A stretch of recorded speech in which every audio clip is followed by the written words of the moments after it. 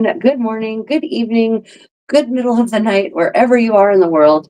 From where I am currently in South Korea to you out there, welcome to the channel of the Creative Contessa. I am the Contessa, and today I'm going to be getting dressed in my 15th century home attire, and then I'm going to be working on finishing up some projects. And I wanted to do that with you all, whoever's out there and awake at this time and explain what's going on, chat a little bit. I've had some interesting comments lately under some of my short videos on various platforms, so I thought maybe it'd be nice to have a chat with you all. So as I'm getting dressed, if you have any questions, just let me know and I will answer them.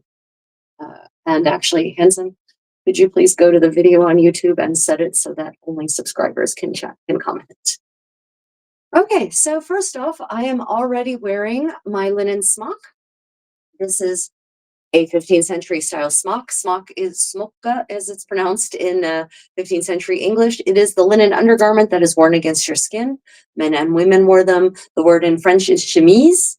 That has nothing to do with a voluminous, sexy undergarment that makes it the cover of romance novels. In Italian, it's camicia. In Italian, it's camisa, right? And men and women wore them. This is the layer that can be laundered until it's all bright and white again. And this layer protects my garments, my overgarments, against the evils of my skin. Because remember, human skin is actually pretty nasty. So this garment that goes over top of my smock, and for those who are wondering about the construction of my smock, this is what's called geometric construction, right? So we have here a series of triangles and rectangles basically put together. It actually consists of four rectangles. Actually, this one consists of two rectangles, one in front, one in back, and then there is a slit made into the rectangles, and then triangles, which are called gores, are inserted in to create the width of the garment. And that's because medieval linen, if you didn't know this, now you will. Fun tip or fun fact, medieval linen was woven very narrow, maximum 30 inches, but usually like 15 to 20 inches. So what that meant is that you had to piece it together in order to get appropriate widths if you wanted full hems, for instance. So this led to what is known as geometric construction, but geometric construction also has the added benefit of being able to add shaping to garments. And for instance, there is a gore on the side here in my case that goes from the waist up to my armpit and then comes over to about here on my arm. And this actually allows me both mobility, as you can see, while also creating a fitting in the body so that it's not just a flour sack, as one of my apprentices called it. Good. Yeah. Good afternoon, John Doe. Thank you for joining us today. So this is linen, and this one is 10 years old, and you can see it's wearing actually quite well. This is one of the undergarments, one of the smocks I have patched in several of my live stream medieval sewing parties. So yeah. Next layer on top of my smock, and if you have questions about the smock, just drop them in the live chat, and I will answer them. Or if I don't see your comment and I somehow don't answer it, once the video posts on whatever platform this is, if you put a comment under the video, I will see it and I will respond.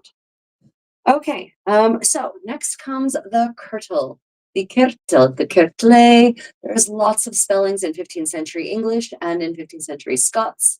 And whereas in other languages, there's exactly one. This is called a cotte, C-O-T-T-E, sometimes a cotte simple.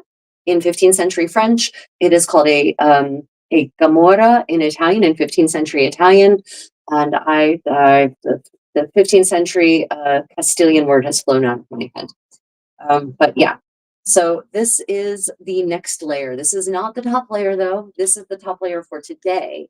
But we will be, if I were to actually go outside for some kind of anything, really, as a noblewoman, I should be putting on another layer on top of this.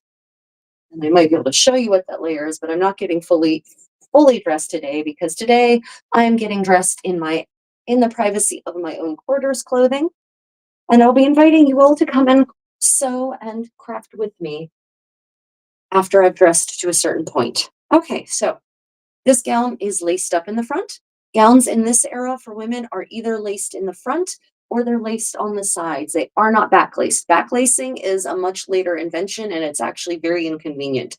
With backlacing, you absolutely have to have someone else help you. If you don't have help from someone else, you are buggered, as they say. Oh, hopefully YouTube won't ding me on using that word in a metaphorical way. Um, Anyway, so side lacing you can do on your own, front lacing you can do on your own, back lacing requires a lady's maid or something like that, which is why no garments from the Middle Ages in Western Europe anyway seem to lace in the back until the very end of the 15th century is the earliest example of something backlaced that I've seen, and that's on an overgown. Now, think about this. If you are a woman who's going in and out of stages of pregnancy, as women were constantly in the 15th century, you would actually want side lacing because the side lacing would allow you to adjust the width of your waistline and your hips and your chest to adapt for the growing and shrinking belly from being pregnant or being not pregnant, as the case may be. Yeah. Oh, thank you, Ryan. That's really sweet of you. Also, did you change it so that only members can comment? Yay. I figured it out. Took me a little bit. Brilliant. So, but not members, subscribers. Yeah. Good. So this is what's called spiral lacing.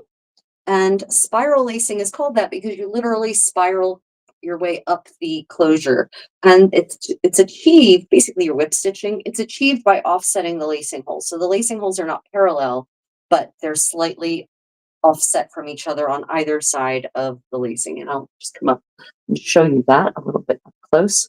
So you can see how the spiral effect works, right? And you literally just, once you get the lace in, you pull it and it basically zips it shut. It's pretty fantastic that we ever moved to zippers. Well, I know why we moved to zippers, because life got faster and people wanted convenience. The reason for most of the major fashion changes in the last 150 years is because we industrialized and suddenly we needed a lot more mobility and to move much more quickly than we ever had in the history of humanity, which I would say is actually in large part the reason that there is so much anxiety and stress and depression in today's world.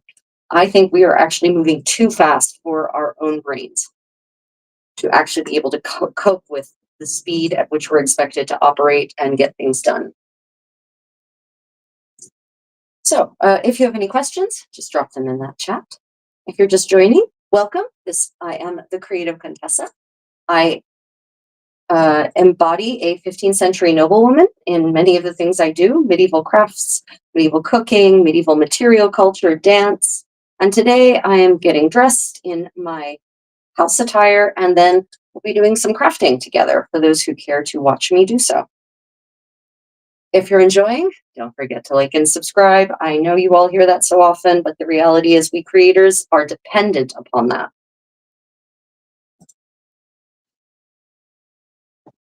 Now, I'm using a lace that is in modern terms, we would call this finger loop braided.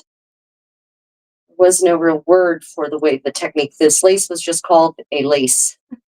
They didn't actually specify the technique in 15th century sources. It was just called lace making. And some of you are asking me, one of you very, very interestingly asked me when the word for lace making went from being this kind of lace that laces up the front of your gown to bobbin lace, as it's actually technically its full term called. And I found out some things about that, actually.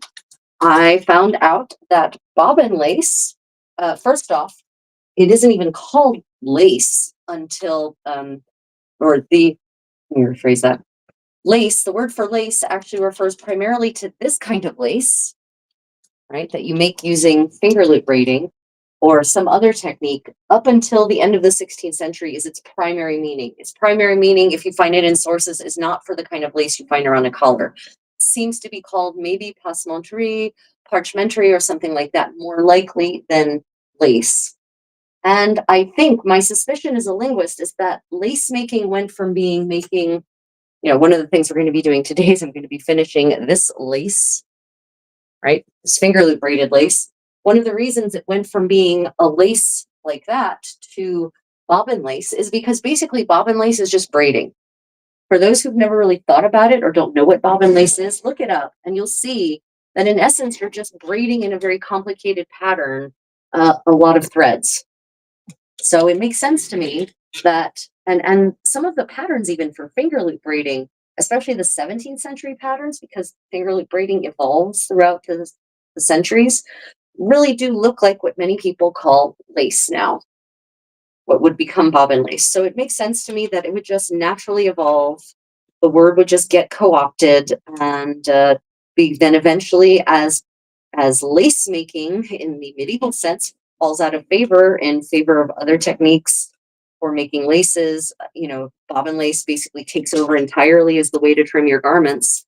That the term just sticks. But what's curious is that other countries do not adopt the word for lace, laces like this kind of lace, for bobbin lace. They have a different word for it. So it's only English that I've found that seems to make that transition to take the word lace and repurpose it for bobbin lace. Okay, so I'm braiding my hair, and I'm going to actually use one of my broken pieces of finger loop braiding for it. So the reason is that this was my lace, and that's one of the things we might be doing today together. This was one of the laces I used to lace up the gown, but as always, it frayed right in the middle and snapped. I've had this for years. So I keep the pieces, and I'm now going to use this broken piece to actually tie off my braid. So for those who want to see that technique, basically I braid my hair down to a certain point, then I take my finger loop braid and I actually braid it in for the last couple of turns of the braid, as it were. And then I just use the ends of the lace. I wrap them around the tail of the braid a couple of times, and then we're good.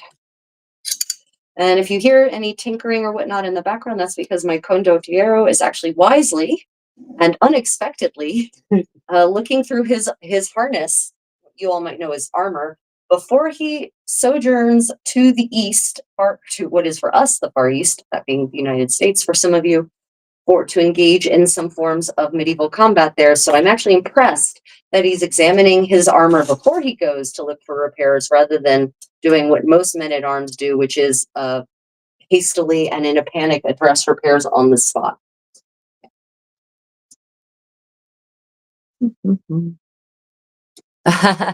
Thank you, Rebel Duster. I like to say that I live the beautiful aspects of medieval times because there's a lot of things that are not nice about the medieval world. I mean, there's every era has its downsides, right?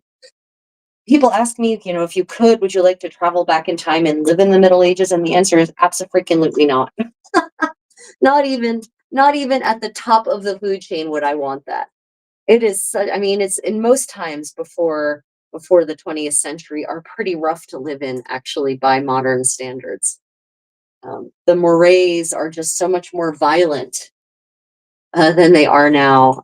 Even and in the upper echelons, I've always wondered who in God's name would want to be king of any of these places, because becoming king or queen regnant just puts a target on your back.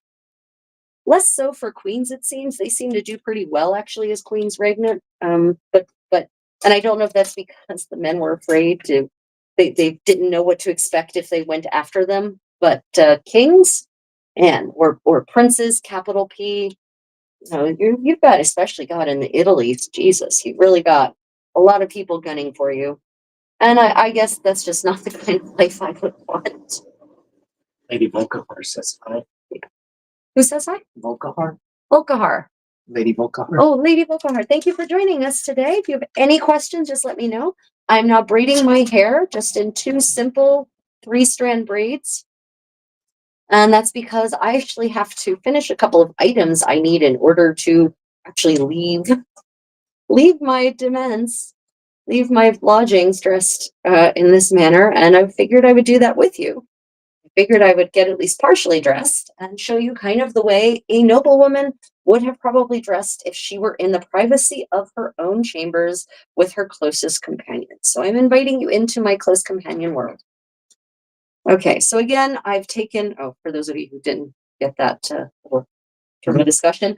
So the way I'm finishing my braids off, also, this is a good tip for those of you who want to eliminate plastics and petrochemicals from your life. Finger loop braiding is a great way to actually tie off your hair, whether it's in a ponytail or a braid or a bun.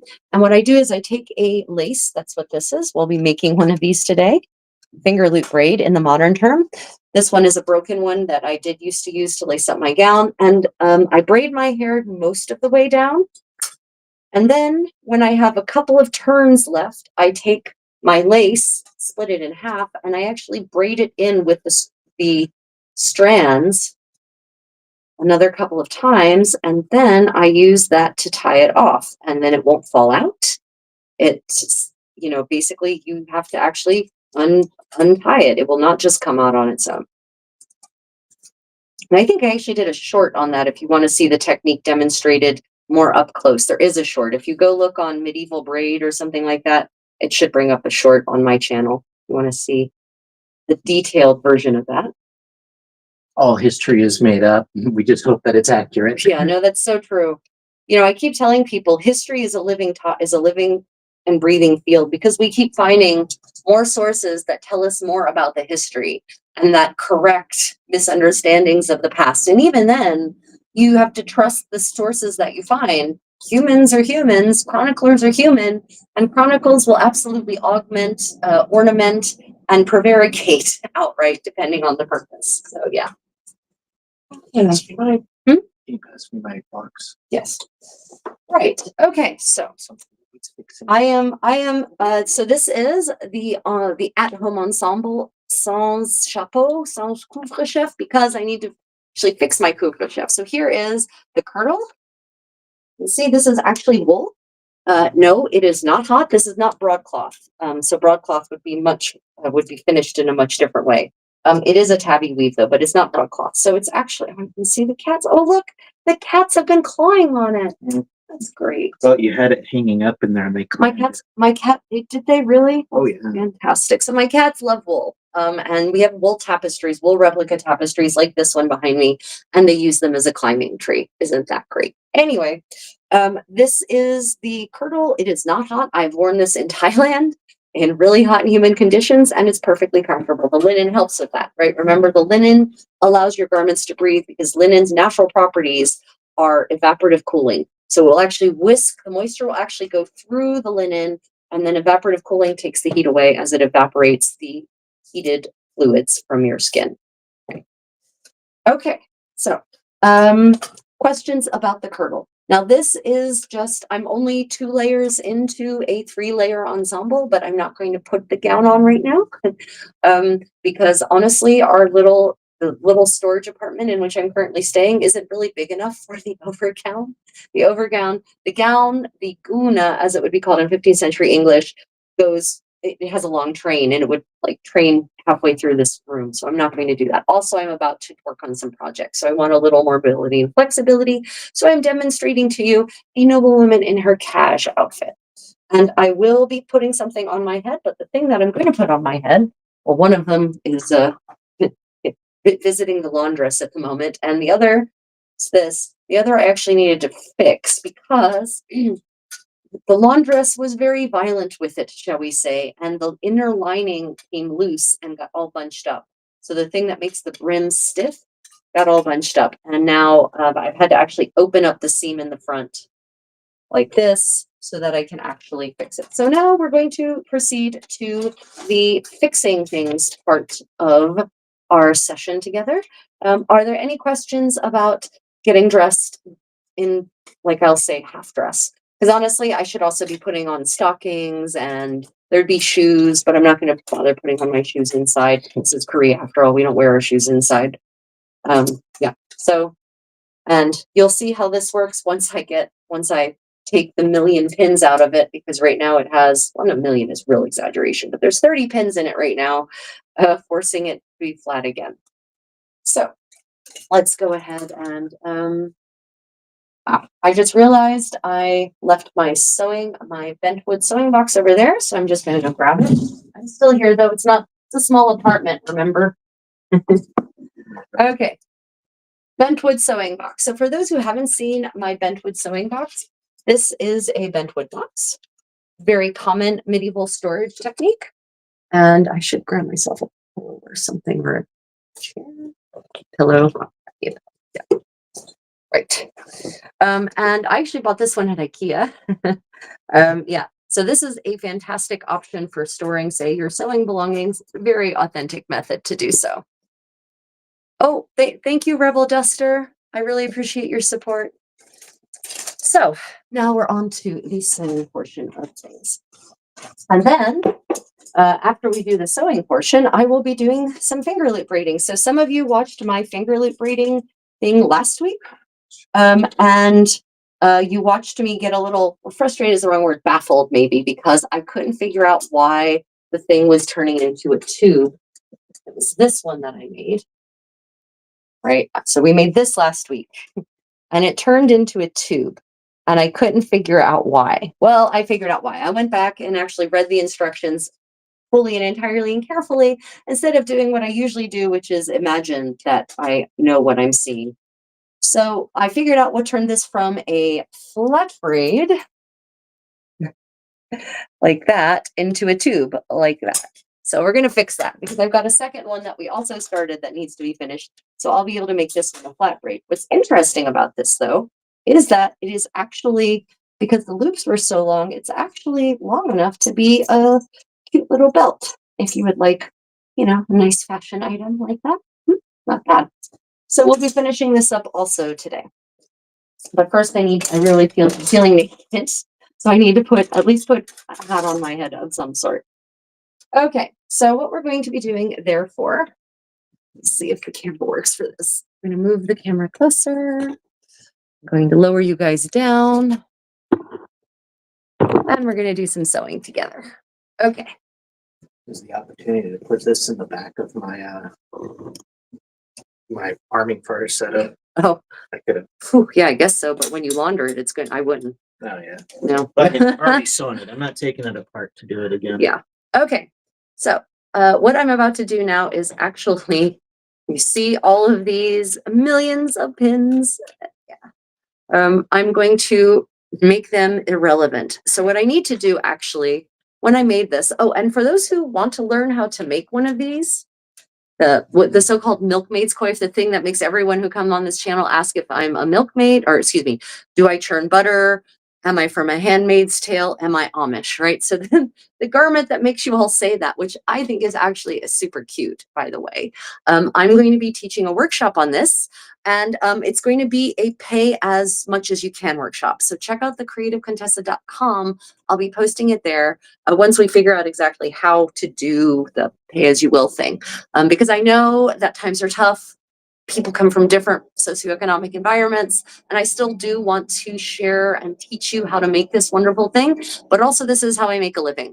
So, I'm trying to balance those two opposing forces. In the meanwhile, what I'm going to be doing today is actually finishing the sewing. I actually started here, right? I started there attaching the inner brim to the outer layers. And then I just stopped for whatever reason. I decided it wasn't necessary to continue those securing stitches.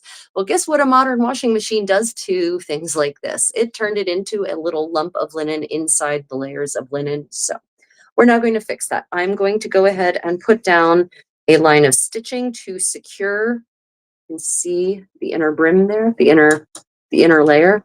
I'm going to put in a layer of stitching to secure that. And that should take care of that problem for any future laundering. Because yes, ideally I should hand wash everything, but also life is short and I have other things I like to do than hand washing laundry. So therefore I have a washing machine. So I'm really living sort of a combination of medieval and modern, sort of a nice balance between the two, I'd like to say. Now, for those of you who might like to see me actually do laundry the medieval way, I will be doing so the last full week in July, first full week in August, because I will be attending a medieval festival and living my best 15th century Contessa lifestyle. But one of the things we like to do there for fun in that context is, in fact, do laundry the medieval way. We think it's really quaint. So I will have a wooden bucket. We will be scrubbing. We will be using We will be using fermented urine to bleach our garments because that was the bleach of choice in medieval laundering. So we will be doing the real deal. If you'd like to see how that process goes, stay tuned for that live stream. Okay, so I have a needle and thread, and this is silk thread. I know you can't really see it. There we go.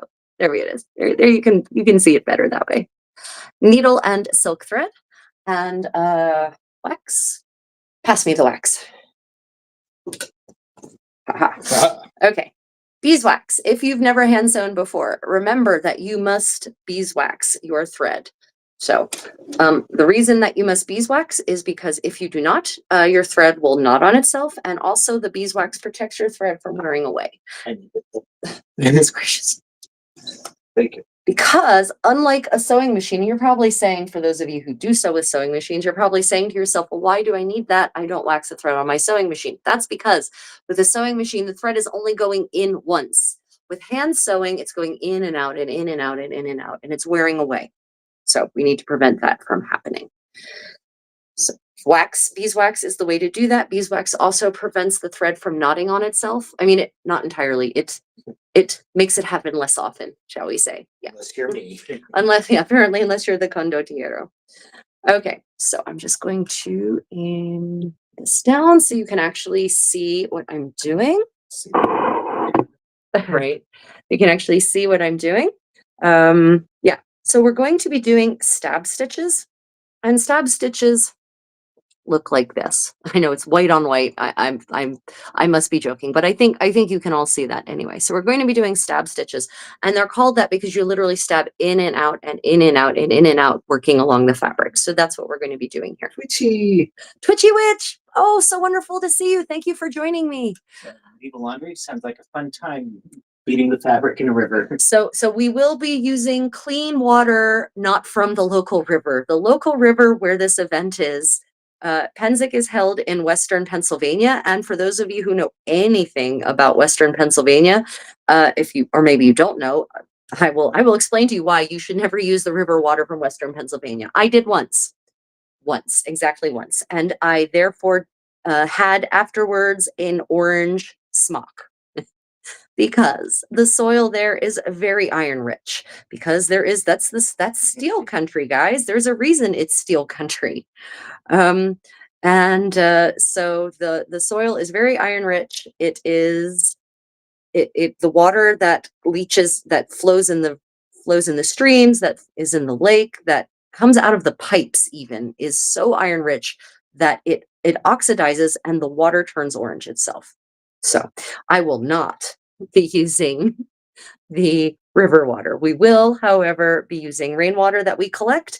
And if we don't get enough rainwater because maybe it's not raining, then we will supplement that with, distilled water that is distilled somewhere else and brought to us. Yeah.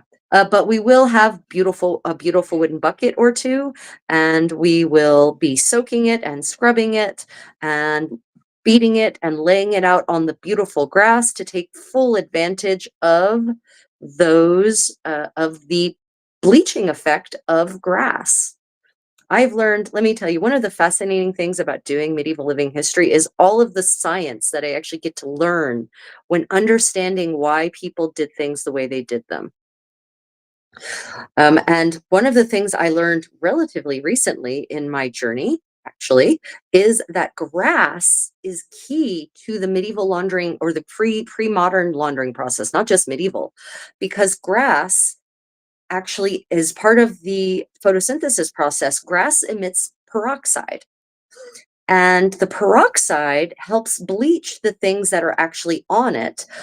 So if you put white garments on a grassy meadow, a laundering meadow, a laundering green as they were called, then they will actually bleach. It will help it bleach white, especially in the presence of sunshine. Because of course you only did laundry on sunny days. It would be ridiculous, especially in Northern Europe, to try to do laundry on a not sunny day.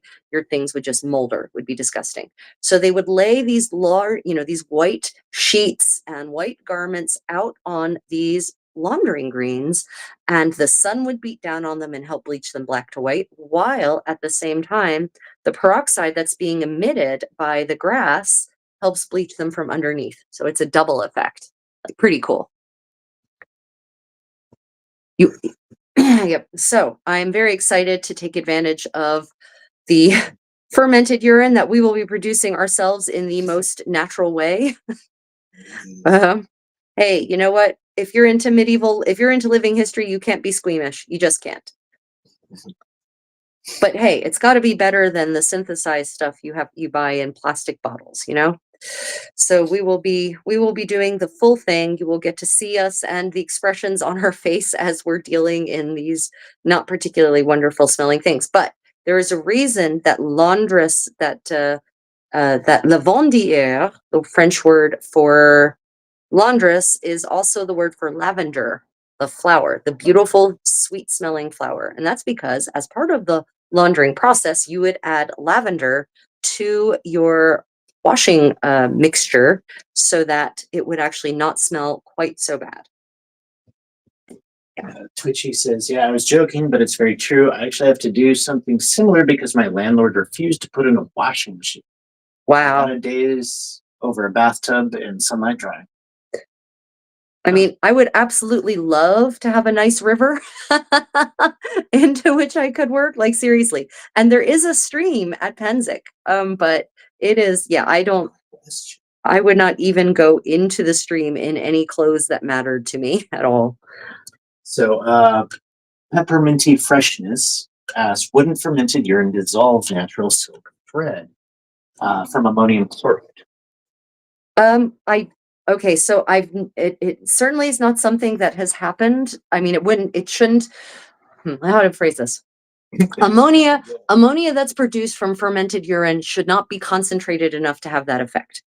And I have never seen that effect. Now, maybe if you left it soaking for days and days, it might have that effect. But I have certainly not had that effect myself. And it could definitely be a difference between synthesized or otherwise industrially produced ammonia and, the just fermented urine. Because fermented urine, it's not in the medieval period, it's not like they did something else to it. That's it. They fermented the urine. That's there was no, they didn't distill it, they didn't do anything like that to it. So Basically, they just collected it and let it sit. yeah, they basically collected it and let it sit. And of course, the place from which you collect your fermented urine or your urine for fermentation is the local tavern. And local taverns would actually put out urinals. And if you want to see what a medieval urinal looks like, look up medieval pottery urinal. Hopefully, it will bring you to medieval pottery and not to a naughty website. Anyway, um, and look it up and see what they look like. They look like little, like, pottery, not so big actually, pottery jars with a relatively narrow opening, just wide enough for things to be inserted and to collect the urine. And the tavern keeps would actually nail them to the outside walls of their tavern. And so that not only would patrons who had paid to drink, by the way, would go and urinate in them, but that passersby would do the same. And then the tavern keeps would actually sell the urine to the dyers, to the tanners, to the laundresses. Talk about vertical integration. And some of you heard me say that before, but I still marvel over the business model. It's very clever. People pay you to drink the drink that then makes you have to urinate, and then other people pay you for the urine. It's great. What a clever world. Women, on the other hand, had no public urinals. People have often asked me, well, what did women do when they were out in public? And I think the reality is that for the most part, women just timed things so that they were either in a place where they knew someone had a chamber pot for them, or maybe there's some back alley action happening in city areas. Probably out in the country, peasants had no problem just going to the fields, copping a squat, going into the tree line and copping a squat. I mean, medieval people were not shy. They were not prim. They were not prudish in the least. Prudishness and primness came with the Reformation, my friends. Reformation ruined so much about Europe. Anyway, um, so I think it's, and also there's an issue of, well, how often were women out and about away from their homes? And it's not that they were bound up in their homes like women from Joseon. That's not what I mean. But burgesses, merchants, women who worked either lived in their shops or above their shops. So they were home even if they were at work, so to say, or they worked in a shop, and probably the shop had, no doubt the shop had chamber pots. Like, there's no question in my mind. If you were a woman who worked at the, for the local tailor as a seamstress, or if you had your own, tailor shop or whatever, weaving shop, whatever it was, I'm confident there were chamber pots there. But She says, ironically, there's still a tradition in the UK that pubs offer their toilet services to the public, regardless of if they buy a drink. Too bad they still can't see. yeah, too bad. That's funny. Yeah. They're flushing away all that It is. profit. It is too bad that we've moved past the reselling of urine. That's all that profit that taverns no longer get. Yet they're still paying for the maintenance of the facilities. Handsome, could you pass me the beeswax, please? Why is it so bouncy? Wax should not be bouncy. Just so you know, for those who haven't seen it, this is what beeswax looks like in the kind of form in which we are using it. You can see all of the streaks from dragging thread through it. And I just like to review that technique for you, for those of you who might care to know the technique. So I never, ever, ever pull from my needle, because you'll snap your needle. Like, every time I've done that, I've snapped my needle. So I always start in the middle of my thread. Okay. And I pull in one direction while holding my thumb over the thread to both heat the wax as I pull the thread through. And I move my hand constantly up the thread so that I'm not putting too much tension across too long a length of the thread. Right. And Cat. and then we go the other way. Oh, Kat, welcome. Nice to see you today. Thank you for joining. And then I go the other direction. What, Handsome? Mind your beeswax. Mind your beeswax. Exactly. Right. It does make one wonder about, mind your So- beeswax. I was told that the settler women who came west used babies' wet diapers to keep their skin white. Interesting. Yeah, that would do it. That is a fascinating tidbit, and that I can absolutely, yes, ammonia will bleach your skin. If you, laundresses were known for, in the Middle Ages and even later, were known for having very white hands. No, my hands are not white from ammonia. I'm just white. I'm just pale. That's just the way I am. But that's pretty interesting. Nice. That's a good, I mean, but wow, but I mean Somebody named Miss James. I don't know. it's better, I guess, than lead, which was way better. way after better, listening to way better than lead. about that actress. Yeah, seriously, that Baroque actress in the Rococo period, Mhm. who great beauty, who basically spent every day applying, of course, the best, latest, and greatest in mid-18th century cosmetics. And the mercury or the lead interacted with the acids in her skin and started eating her skin away. The mercury in her her lip rouge and in her facial rouge, her cheek rouge, of course, leaked into her blood and poisoned her. Yeah, she literally just rotted away, because the more her skin developed sores, the more cosmetics she applied, the more sores formed. It was this horrible, vicious cycle. Until she sat in a dark room so that nobody could see her. Yep, until she could see herself. exactly, until finally, the last year of her life, she never left this dark room where no one could see her and she couldn't see herself. I mean, talk about horrifying. They did not have a lot of options, and a tan, freckled face was unseemly. Yeah, well, Yeah, no, I mean, absolutely. It's hard to get the Ammonia's better, way better, way better. And I just don't know what the long-term side effects of that might be. Like in the case of lead and mercury, I know, and arsenic, I know what the long-term effects of that are. I don't know as much about about the long-term effects of rubbing ammonia on your skin. Twitchy Witch says the half and half method. Waxing my hand sewing thread was a revelation. Oh, thank you. It's all these little things. Like, most of my hand sewing techniques, I'm an autodidact. So I've taught myself almost everything about tailoring and sewing, and most anything hand related, because I've always lived remote from experts on the subject. So I never know what might be useful information for other people. It's never, I don't know if it's just common knowledge amongst sewists or not. So I always If I'm repeating myself, it's because there might be new people in the audience who could benefit. Yeah. Yeah. So, Miss James, it is definitely very sad for the Rococo beauty. it really was. I mean, she's not alone. That was just the most recent version of that story I've heard, but you hear about it all, if you read through history, especially as cosmetics became more and more popular, because in the 15th century they weren't quite as widespread, even though they were widespread enough for preachers to sermonize on the topic, and for certain men to comment about how women wore cosmetics, the lead-based makeup specifically, that was, causing their skin to develop sores. So even then they were aware of it, but it wasn't nearly as widespread. And there were plenty of women who didn't, as noted by other people commenting on how women who stayed true to their natural beauty were in fact more beautiful. So yeah, it wasn't like the Rococo era where basically everyone, men and women, were, putting on a face of white. Well, everyone in a certain social class, I mean. I'm a fan of your tea. Oh, thank you. So, speaking of maintaining white skin, medieval Italians definitely had an idea that exposure to the sun was not good. And in the Trotula, there's actually a sun cream recipe.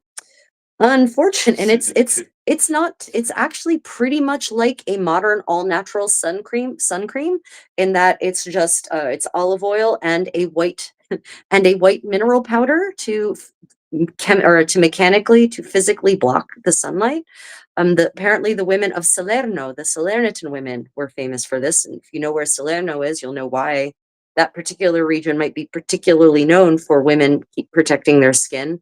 Unfortunately, they apparently had not discovered titanium dioxide or zinc oxide yet. Or if they had, they didn't understand its potential, because the white mineral in question was lead. So they were combining lead with olive oil and a couple of other nice little herbs that probably didn't counter the lead at all, to cover their face and prevent sun damage, and specifically to reduce freckles, as the Trotula says.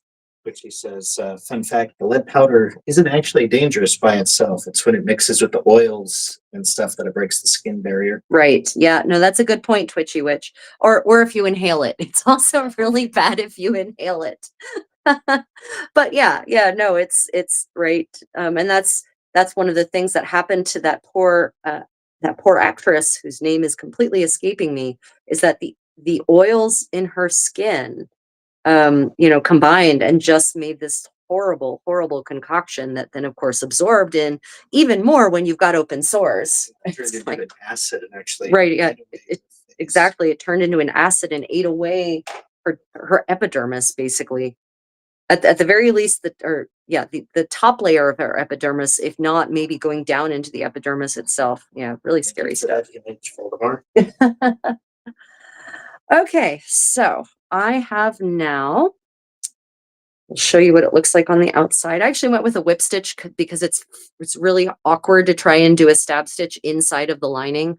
When I initially made this, the brim part was attached first and then the layers were sandwiched together. So yeah, I just went with a whip stitch. You can see there, nice thing about a whip stitch too is it's super fast.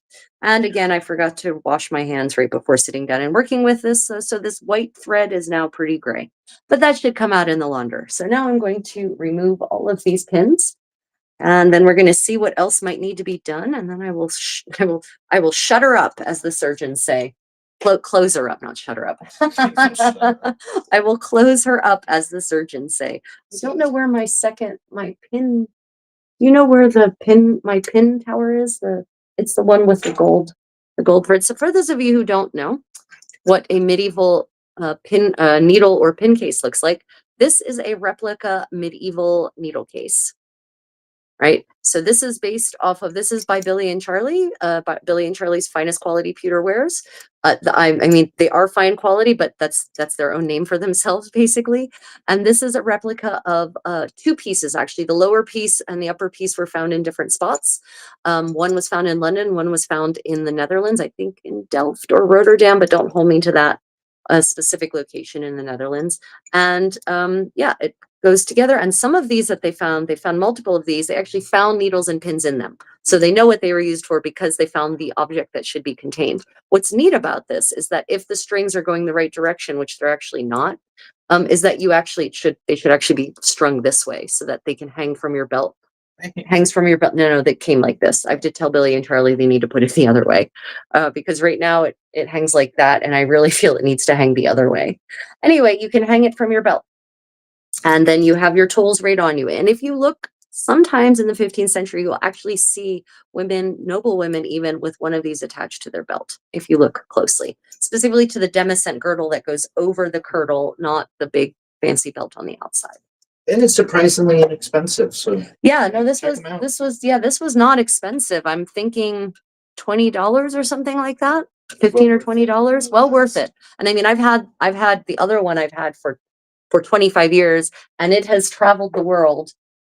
Literally, it has hundreds of thousands of frequent flyer miles on it. It's been abused by baggage gorillas, and it's still in good shape. Fun fact, if you put it through the X-ray machine. Oh yeah. Fun fact, everyone. It doesn't matter. X-ray machine or in your luggage, whether it goes through the TSA X-ray machine or the security checkpoint X-ray machine, or if it's in your luggage, and of course they scan them there as well, this looks like a bullet. And so you will be searched. And if you have this in your luggage, the checked luggage, you'll get a love note from whatever the security force is that inspects the bags. Ask me how I know. Billy and Charlie. Yep. Yeah. Yeah, it's from, so this needle case, there is a vendor in the UK too, and I don't remember who they were, but in the US it's Billy and Charlie's Finest Pewter Wares or something like that. Yeah. There is a vendor. The one they sell is not quite the pointy version of this. It's a little bit stubbier, but it's still really nice. And I'm sorry, I don't remember which vendor it is in the UK.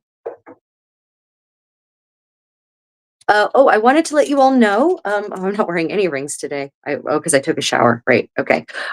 So for those who know, one of the, I have patrons and channel members who very generously support my channel. Thank you all so much for that. Also, I have a channel sponsor, Armor and Castings, and they have a big sale right now. If you want replica medieval rings, they are selling their bronze rings, including the gold-plated ones, for 30% off because they're liquidating their stock. They're transitioning to either vermeil or silver instead of bronze for their rings, or brass for their rings, bronze for their rings, whatever the alloy they're currently using is. So if you would like to get a very nice replica medieval ring from a variety of periods and places at a pretty good price, check out armorandcastings.com, because the sale will only last as long as their current supply does. So in that period, women were careful to treat a needle carefully. Why were they hard to get?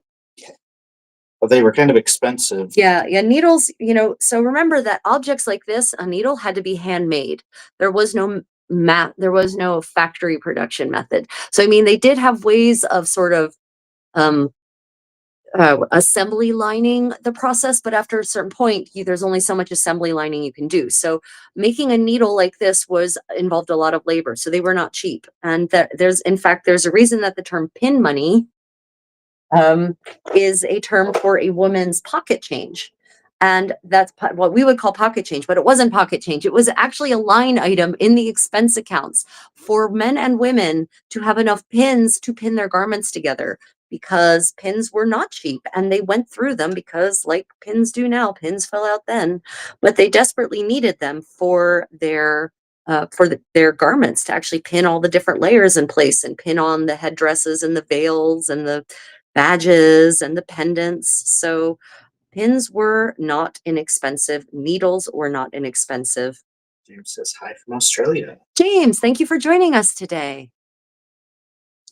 It's going really well. I am enjoying getting crafty with all of you, and it's fantastic how many of you are joining. I'm really, really having a good time. Can you all see the link to Billy and Charlie's needle case? No, I didn't post it as a link. Oh, what did you do? I took off the HTTP dot. www. Okay, hold on a minute. Can you? Nope, I don't see a link. You don't see it? No, all I see is Billy and Charlie's Finest Pewter Wares. It was savvy. They knew what you were doing.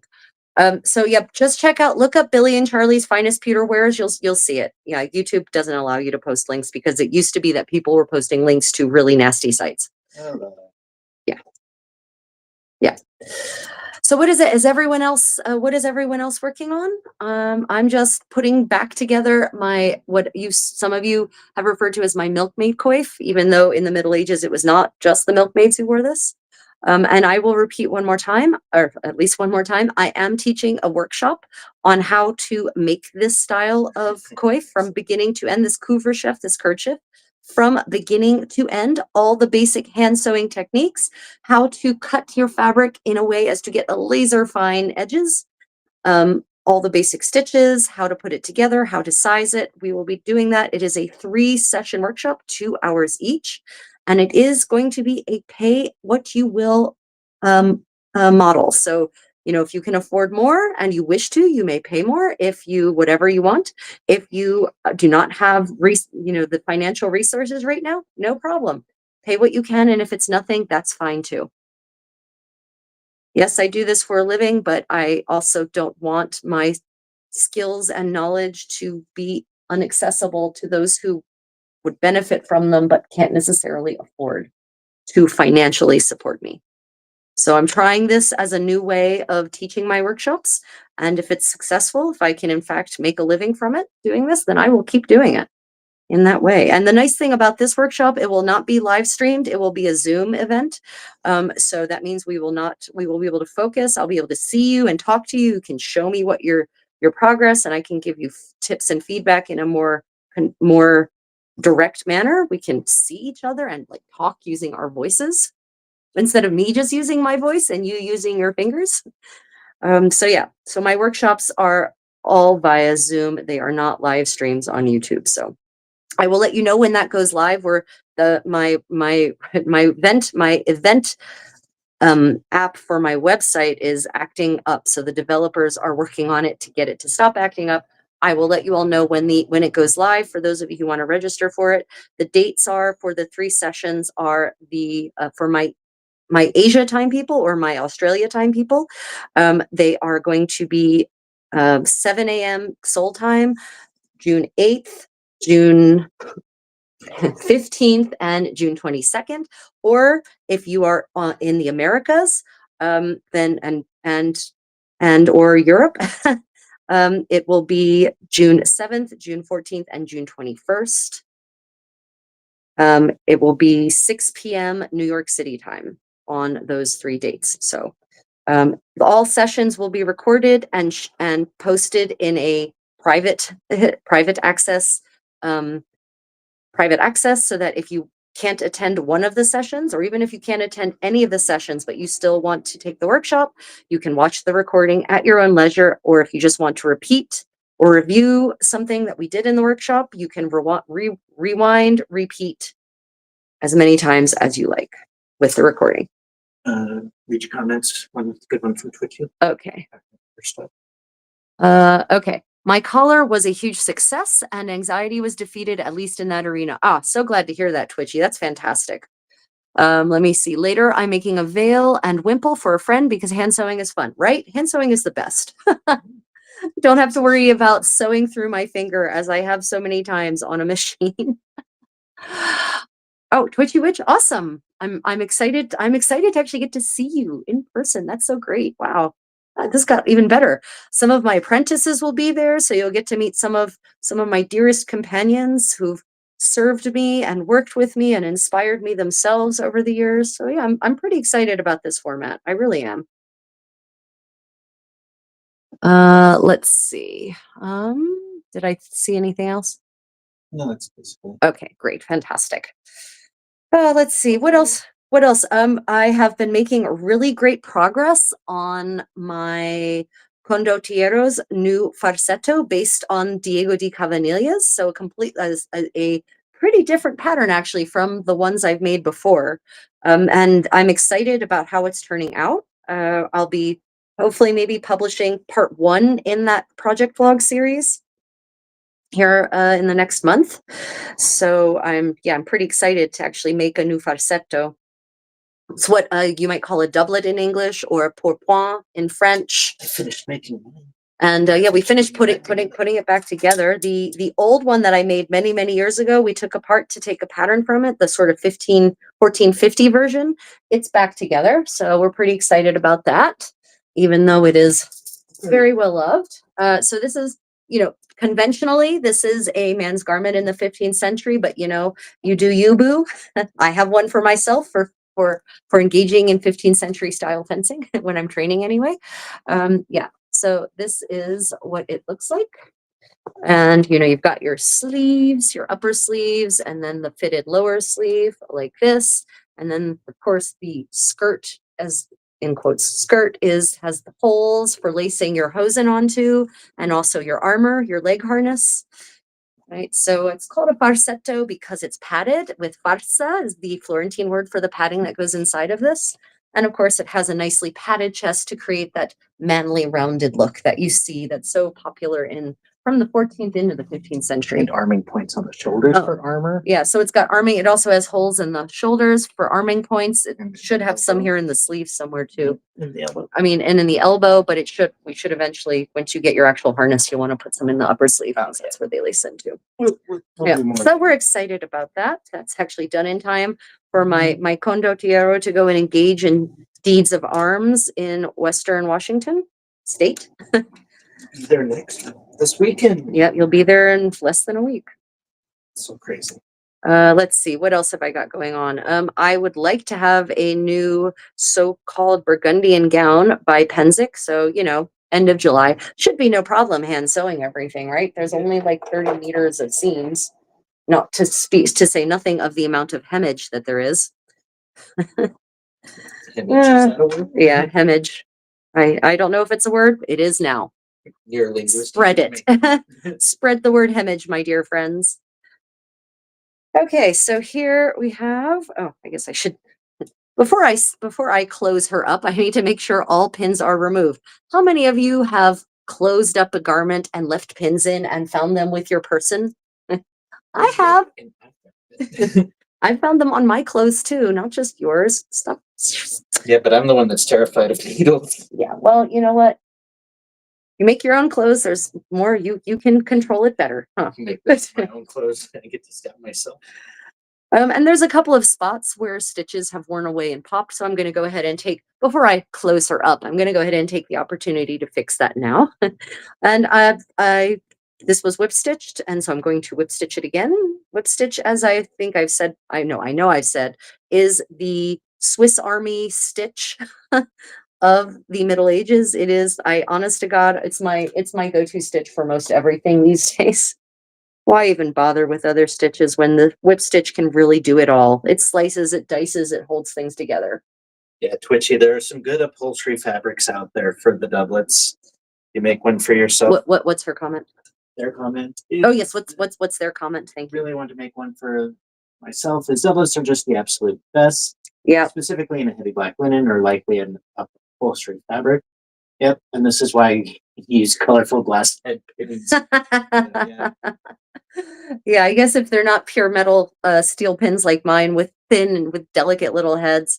Yeah, upholstery fabrics. So upholstery fabrics are great, but remember everyone, if you're looking at upholstery fabrics for clothing, make sure it doesn't have stabilized backs.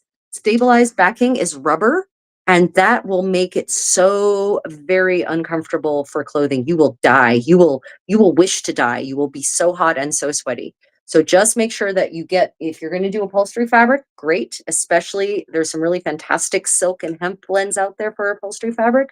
Just make sure it is not stabilized. You will regret your life choices.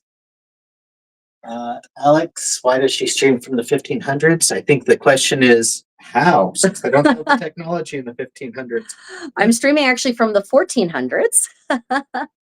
And that's because I love so much about 15th century material culture that it's one of my favorite times to reenact or recreate. But only the beautiful aspects. And I guess what some of you might consider the less appealing or less attractive aspects, but there is just something so satisfying about creating your own laundry detergent, basically, in the most natural way possible, and then using it to clean garments the way they did 700 years ago. I don't know why. It just, the science behind it just totally and enthralls me. Yeah. So why I've always been attracted to the 15th century. From my youngest days, my parents are big history, big, they're intellectual in any case, and history is one of the areas of interest of both of my parents. And on our bookshelves were books on, medieval art, specifically a lot of the what people wrongly call the Flemish primitives. They're not primitive, they're extremely sophisticated anyway. And so, I've been looking at books of depicting medieval life since I could since I could crawl up to a bookshelf and open a book. And for whatever reason, that aesthetic, the clothing, the style of art, the interiors have just always appealed to me. And then when I started discovering things like dance and music and food from the era, well, that sealed it. Yeah, don't let them find your phone in the 1500 or the 15th century. Or they'll accuse you of being a witch. Nah, no, Pete, that's a yeah. It wouldn't last very long anyways. It'd it's just be a weird brick after a little while. Yeah, it'd be an interesting, they would look at it as some kind of fancy wax tablet. It's funny. Yeah. I know it's a joke, and that is pretty funny, but honestly, I don't think so. I think medieval people were extremely intensely curious. They were very scientific. They were exploring their world. It's people who came later who had this snobbery about the medieval period because they were trying to make their own period of history seem superior. That created that misconception. Medieval people, including the church, by the way, some of the greatest scientific minds advancing science in the Middle Ages were actually monks. So I think they would have actually just been fascinated by it as a really cool device, probably that would have been viewed as a party trick, some kind of party device, because princes were always hiring these crazy wacko inventors like Leonardo da Vinci, by the way, to create the latest and greatest in machinery for their spectacles. And I do mean machinery. Just because it's not powered by electricity doesn't mean it's not, mechanical or a machine. So I don't think so. I think they just would have thought it was some kind of wondrous thing created by a really skilled alchemist. Honestly. Don't become a medieval Walter White selling crystallized pea. Only the purest pea here. Was that someone's comment? Peppermint. Nice. Pepperminty fresh. Why can't I say that? And then nice. Twitchy, you'll want to see the long. Yeah, pepperminty. That's pretty awesome. Twitchy left a long comment. Okay, let me see. Twitchy witch. Oh, damn it! I hate it. It's no. What was it trying to show? Yeah, I don't know how to do that. How to Did it show? This will be my first time actually seeing it. Showed. I just want to see the comment. Okay. You're going to have to read it to me. I can't. It's no. It often gives an insight into how our ancestors lived and why things were made the way they were. It's easy to dismiss them as primitive, but humans were always innovative. Yep. Very true. And then the second comment was, there's the comment. Yeah, it does show it out there. It gives that, hey, interesting. Not really something that we want to have happen, but the belief in witches is an Enlightenment period thing. The idea of witchcraft was actually heresy because only God can give magical powers. Yeah, there's it's not really until, people were accused of being witches for political reasons. In not very often in the Middle Ages, only very, very infrequently in the record, actually. And usually it was because, someone wanted to get rid of a political rival. So it seems that it's only high ranking people like the royal peers of England who are getting accused of it. That being said, there are some, there was the case of oh God, Catherine, damn it, I forget what her last name is. Anyway, she was the Duchess of Lancaster. War of the Roses stuff, basically. And she was accused of witchcraft, of instigating, hiring a witch, basically a man, to supposedly to kill the king. And she claimed that she was actually trying to, you know, protect the king and make sure he would survive. And she managed to get off of the charges, but he did not. He was executed. But yeah, it was viewed more as a heresy thing and not as a you know, oh, you are in league with the devil. It's the end of the 15th century that really starts, and then of course the Reformation just Twitchy just said too. yeah just goes off with it, right? Yeah, it is, you know, what as part of my the upcoming video essay on the topic of medieval rings, I've been doing a lot of research into magic rings, both literary magic rings like in the Arthurian tales, but also what medieval people thought were magic rings and the practice of magic in the Middle Ages. Um, and it's very fascinating because it's not the cut and dried thing that so many people want it to be. You know, people want to think, well, it's witches and warlocks in quotes, or you're not, right? But it's not like that at all. In fact, medieval magic was often bound up in Christian practice and in actually trying to channel the power of God, right? Not the power of the devil, the power of God. So a lot of, if you look in medieval books of magic, which there are many, I was surprised to learn, then you'll actually see these rituals in which they, you know, actually use a sanctified space and they use the cross and they, you know, invoke Jesus and the saints. So it's definitely not what most people imagine when they think of witchcraft in the Middle Ages. That was treasonable necromancy. Yes, that was it. That was it. Yeah, because they found the little votive doll, you know, of the what they thought was the king, and they assumed it was for evil purposes, right? Yeah. Yep. Alex says, I actually really respect your passion for 15th century crafts and lifestyles. I find it really cool. Thank you. I appreciate that. If you have any questions about what I'm doing here, just let me know. And of course, don't forget to like and subscribe, guys. Double tap the screen. Double tap the screen. And if you would like to benefit from footage class tutor from perks, from lots of different kinds of perks, like posts with information that's just for my channel members or patrons, video tutorials on a variety of subjects, dance and sewing and cooking, uncut footage if you want to see behind the scenes stuff, all kinds of other perks, including a discount to armor and castings. And if you have the financial means, then you consider becoming a channel member or a patron. Otherwise, you know, just keep watching, like, subscribe, leave a comment under the videos. And also, so something I wanted to tell people. So one of the ways that we creators get money for this is through ad revenues. But we only get money if you actually either watch the ad or click on the link. We get nothing if you skip the ad.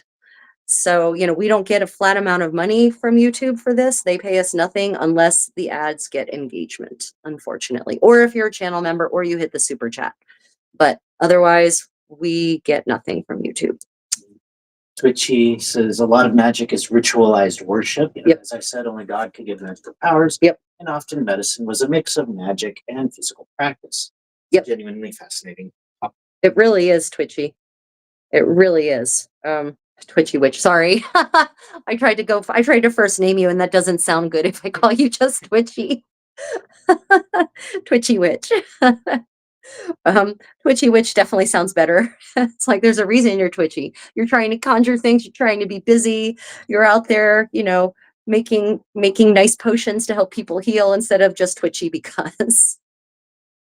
Anyway, yeah, no, totally. It's really funny how interesting once I started wandering down the path of magic in the Middle Ages, how, you know, I felt like I again, it enlarged, it augmented my medieval world. It gave me a better understanding of how people thought and lived.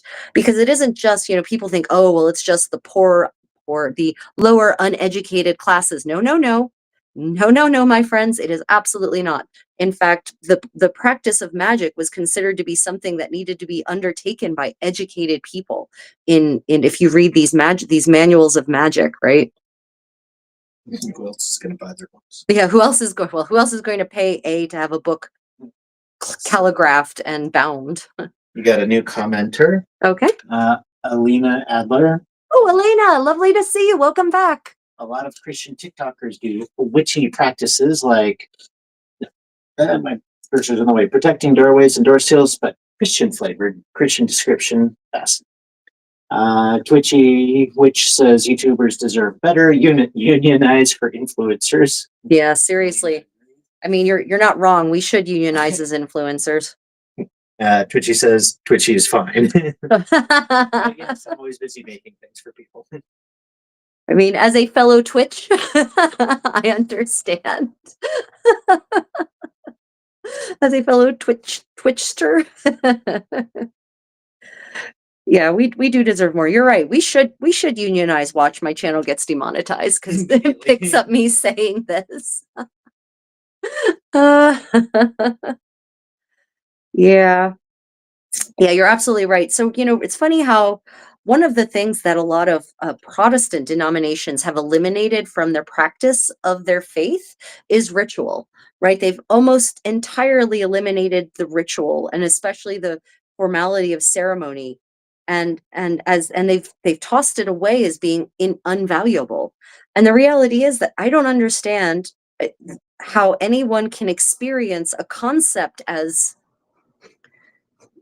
overwhelmingly all-encompassing as God in any any kind of God, supreme being, whether you believe in the Judeo-Christian God or goddess, whatever. Same idea applies, without ritual helping you make the intangible tangible. Like there's no way you're actually able to interface, because humans have been finding rituals to do that, for literally millennia upon millennia. Any ritual, even a regular birthday celebration, is a way that we make the passage of time, which is intangible, tangible and real and palpable to us, perceivable even. Say goodbye to Alina.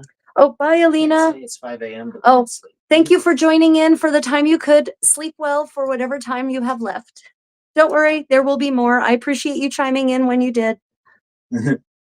Yeah, I agree with you, Twitchy. It's frustrating when YouTubers put out so much excellent content and valuable information like you, but get very little in return. Yeah, it's a problem, and that's why I'm trying to find ways to keep going with this and still somehow make a living from it, right? And because if I were independently wealthy, which I'm not, by the way, it wouldn't be a thing, right? I would just be sharing my talents and skills for free. I probably wouldn't be putting out polished videos, because frankly, each one of those polished finished videos, those video essays, that's 50 to 100 hours easy, like at a minimum, to produce a 10-minute finished one of my finished videos. Because remember, I'm actually researching in primary sources and actually, digging through manuscripts and transcriptions of manuscripts. I'm translating sometimes out of original medieval languages. So I'm not just going and regurgitating Wikipedia. Like, I take pride in trying to get the most accurate, most authentic information out there. So that's not something you do in just a couple of minutes. I'm not a pop historian. I mean, I might be an amateur historian. I'm not a pop historian. So that being said, I still have to operate within the algorithm, which means I have to give my beautifully researched and carefully created long and short format videos titles that will make people click on them. And I feel dirty when I do that. Every time I have to come up with some bloody clickbaity title, excuse my language, I just feel a little bit cheapened. But if I can see the difference when I title the exact same video in an academic way versus when I change it to something sensational and clickbaity, the difference is orders of magnitude in terms of views and watch time. Seriously. If I were to label something the academic way, for instance, 15th century, authentic 15th century fashion, and in all of its details, right? Like, that would get, the algorithm would ignore that. But if I say getting dressed from the skin out in the 15th century, well then, Ooh la la. oh la la, it's getting pushed. It's crazy. It really is. Might be worth double streaming. Twitch pays for my beer. Interesting. So I actually finally invested in Restream, which is a multi-streaming software. So any of you who saw videos that had the label Restream on them, they weren't restreamed. in the sense of it was like something that had been recorded and was being restreamed.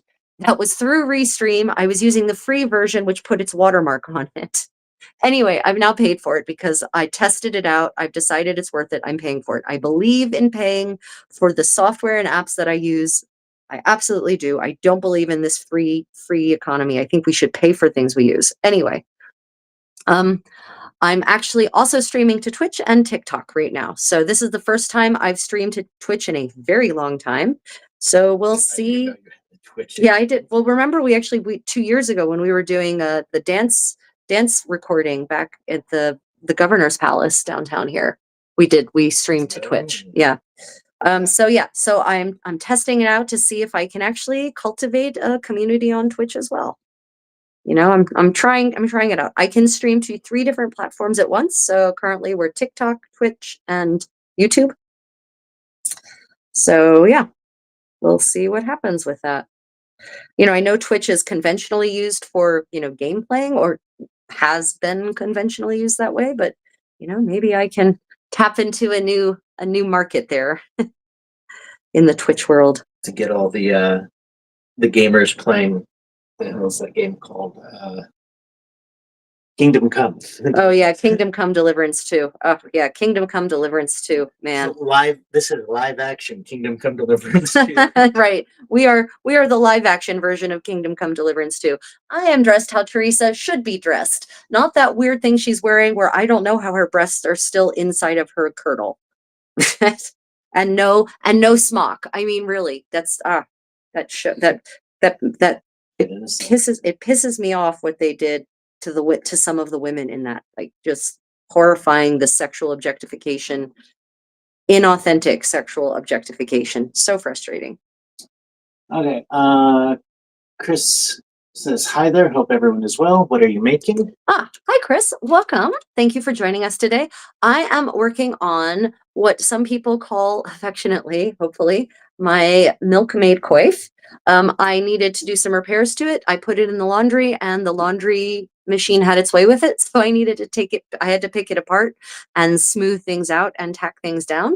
So I am now in the final stage of, as we say, closing her up again, because this is a two-layer coif. So I've got a layer on the inside and a layer on the outside, and there's a stiffener inside for the brim, a layer of linen, just another layer of linen to stiffen the brim. This was before I did my experiments in dip starching, everyone. I no longer think that it needs a brim stiffener.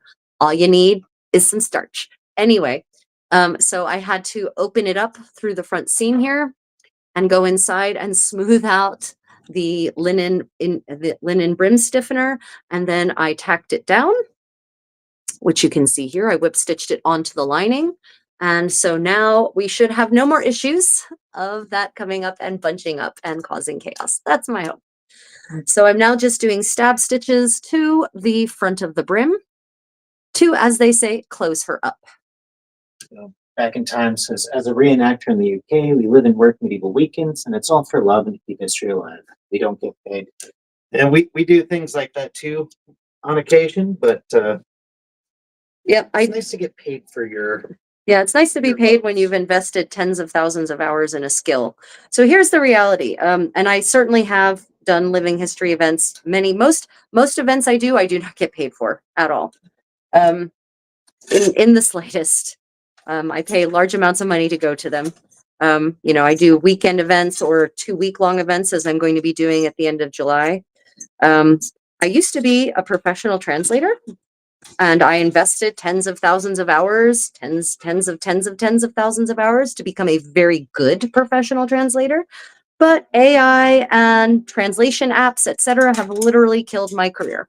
There is no future in translation, especially not for European languages, which are my languages. And in fact, professors now at universities that still somehow have translation programs are literally telling their students there are no jobs for you. I don't know what to tell you. Literally, they're telling their students, sorry, but you should probably choose a different field. And, the only work that's now available for professional translators in my languages are jobs that teach AI how to replace me. How awesome is that? So I looked around and said, well, what else can I do professionally? And I realized that I have a set of skills into which I've invested tens upon tens of thousands of hours to achieve professional level, but also I'm good at teaching, which not everyone is. So there's a lot of doers out there, but not everyone can teach. So there it is. Stephen Nowakowski says should bring back 15th century fashion. We agree.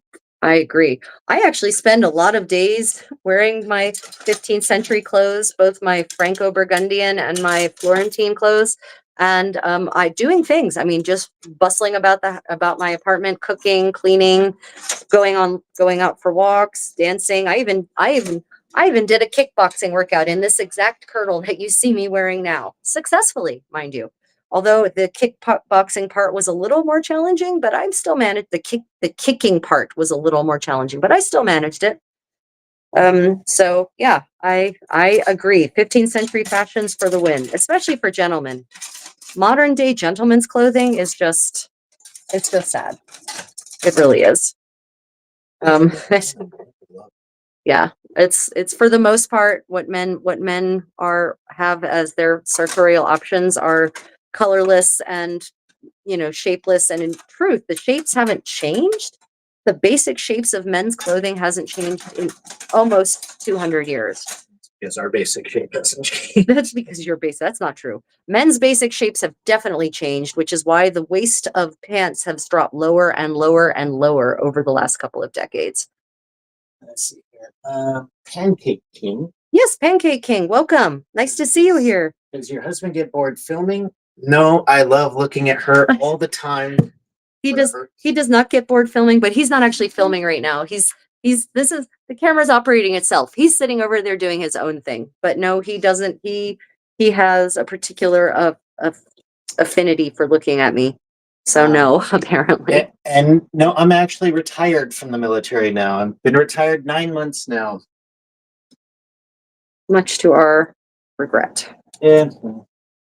And Pancake King also says AI will replace us all. Yep. Twitchy says that's horrendous, genuinely horrendous. How can that possibly be allowed? Ginger actually have the skills to fact check the AI and see if it's actually worked or just spouted nonsense. Yeah, so Twitchy Witch about the translation. So companies don't want to pay for that kind of thing. They pay a fraction of what they used to pay for that kind of work.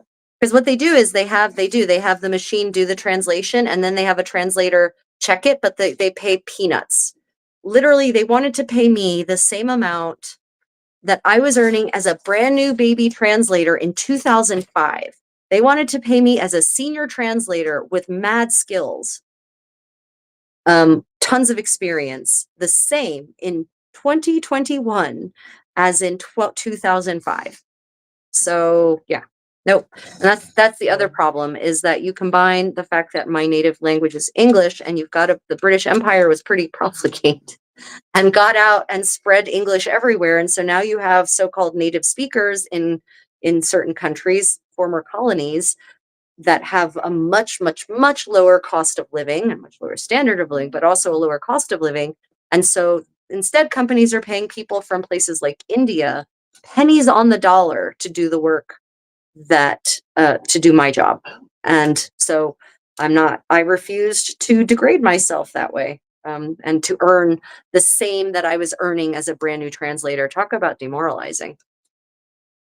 So Back in Time is in the War of the Roses Federation. Oh, nice. Back in Time. Thank you for joining us. That's pretty cool.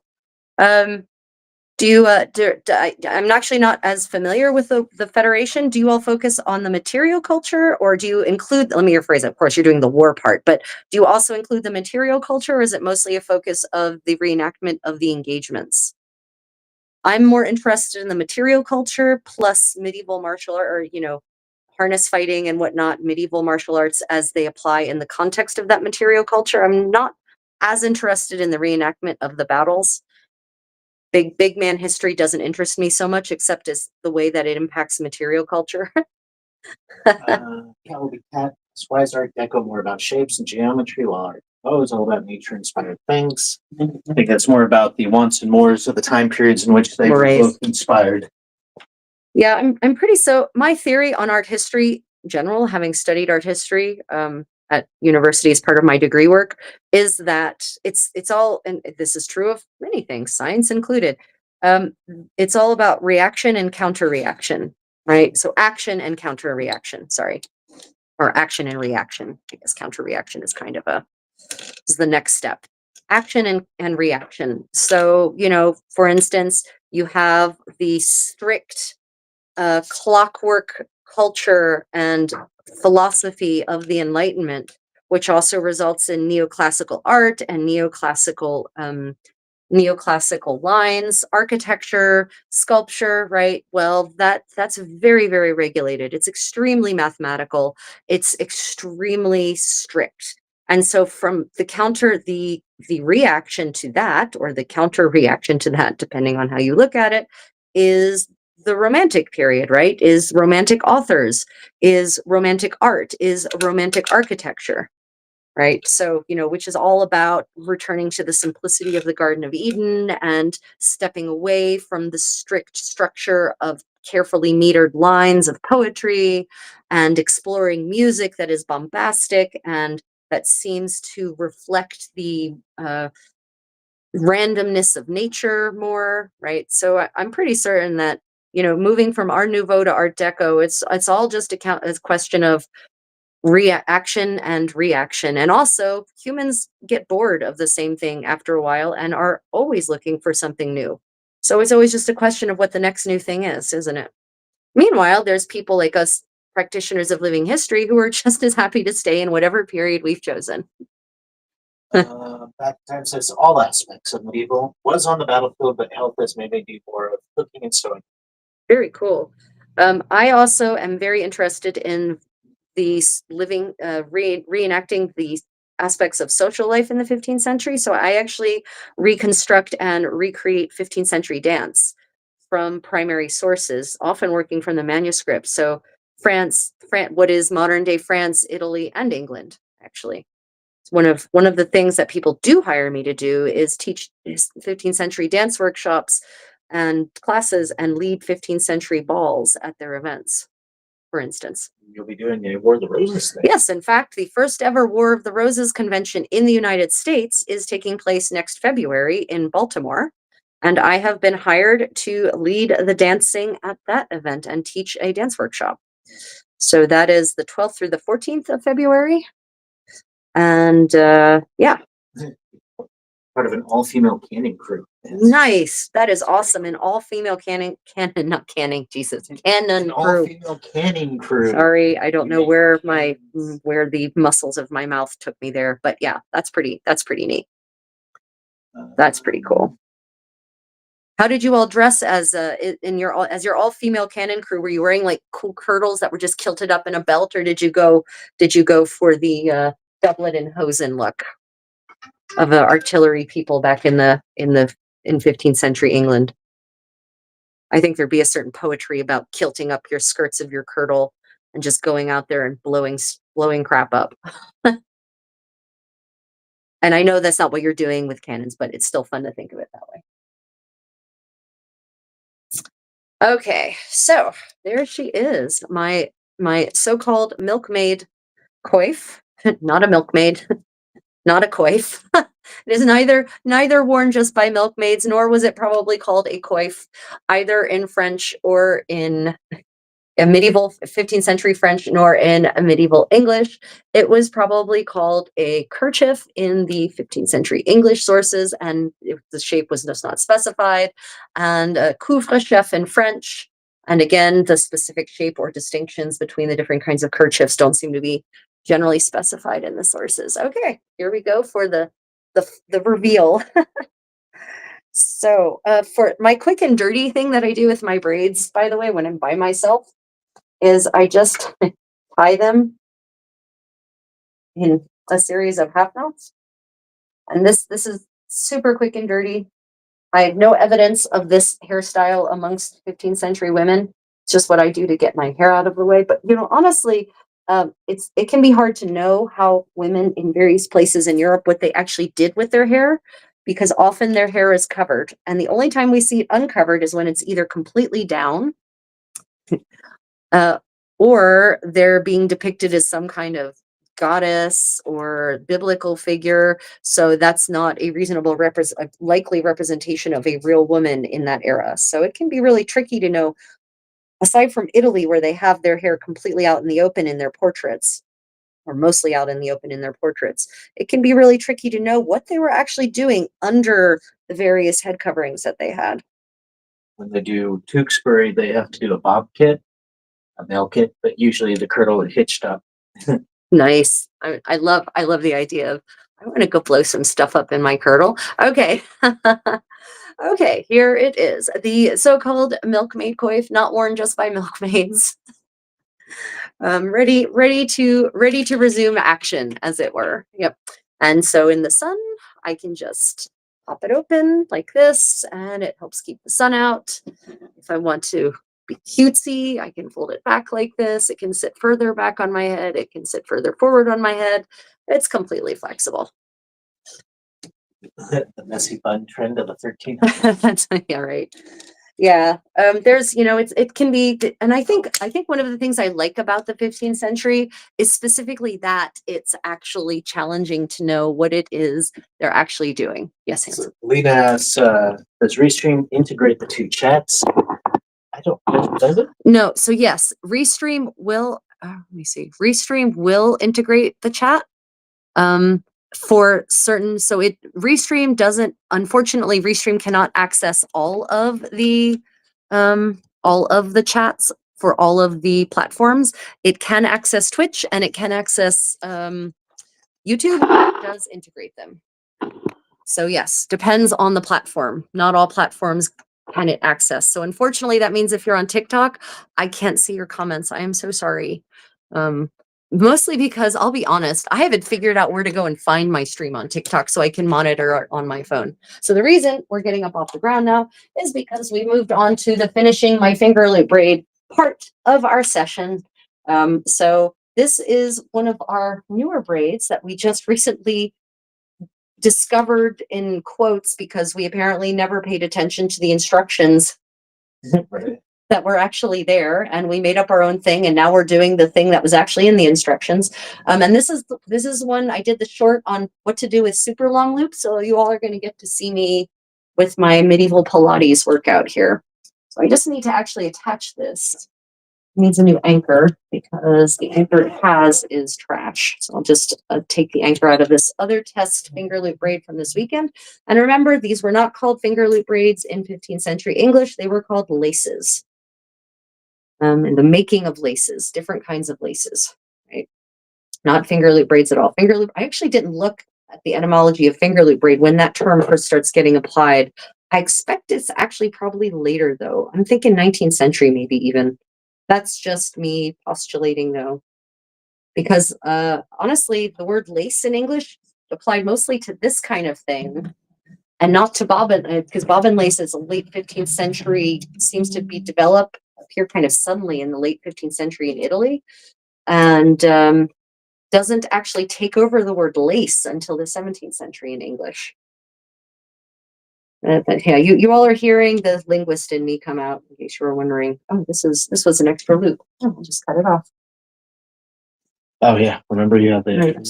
Like, why is this anchor not coming out? Okay. It was an extra loop. It was an extra loop. Right. Okay. Unfortunately, this your anchor broke because you only did one layer and you didn't wrap it around. Or did you cut it badly? I cut it badly. You cut it badly.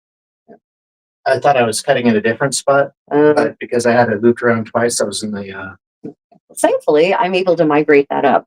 So maybe I can, in fact, just use this anchor. We'll see. Okay, so we're going to be doing the five bow broad lace. And this is the one I did. I was frustrated because it was making this really neat tubular one and I couldn't figure out why. Well, I went and looked at the instructions and realized I didn't do them exactly as written.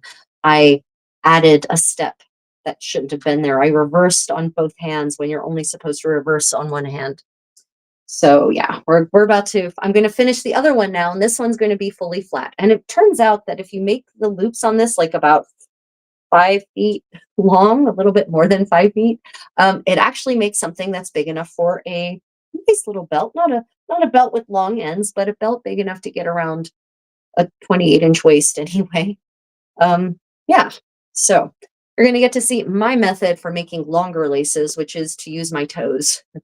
And get a full body experience in. Now, if you want to make really, really long laces, you need 2 people for a 1-person braid, or you need 3 people for a 2-person braid, because what you need to do is attach your bows, as they were called in 15th century English, to a point very far away, and someone has to be at the base of your laces to tap down the pattern as you braid upward. So you have 1 person manipulating the loops at the far end and 1 person at the attached end beating the pattern down so that your pattern is actually tight.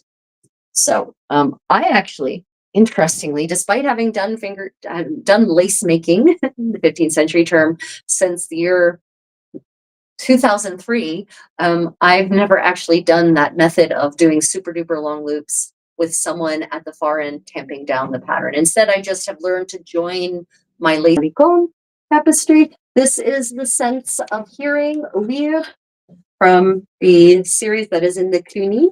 For those that are wondering, a lot of you ask me, why is there a knot here at my loop-in? Because that was mine. Oh, why did you do that? I don't. Oh, okay. Oh, Uh-oh. what? Okay. We're having connection issues. So Alina, sorry, I was away, so she hasn't been getting any comments. Sorry, my what is moderator was doing other things. Alina chatted over on Twitch, in case they can offer any assistance there. So if you find your Twitch stream, you can see comments there from Alina. Oh, nice. Um, So technically the Twitch comments should be showing up here too.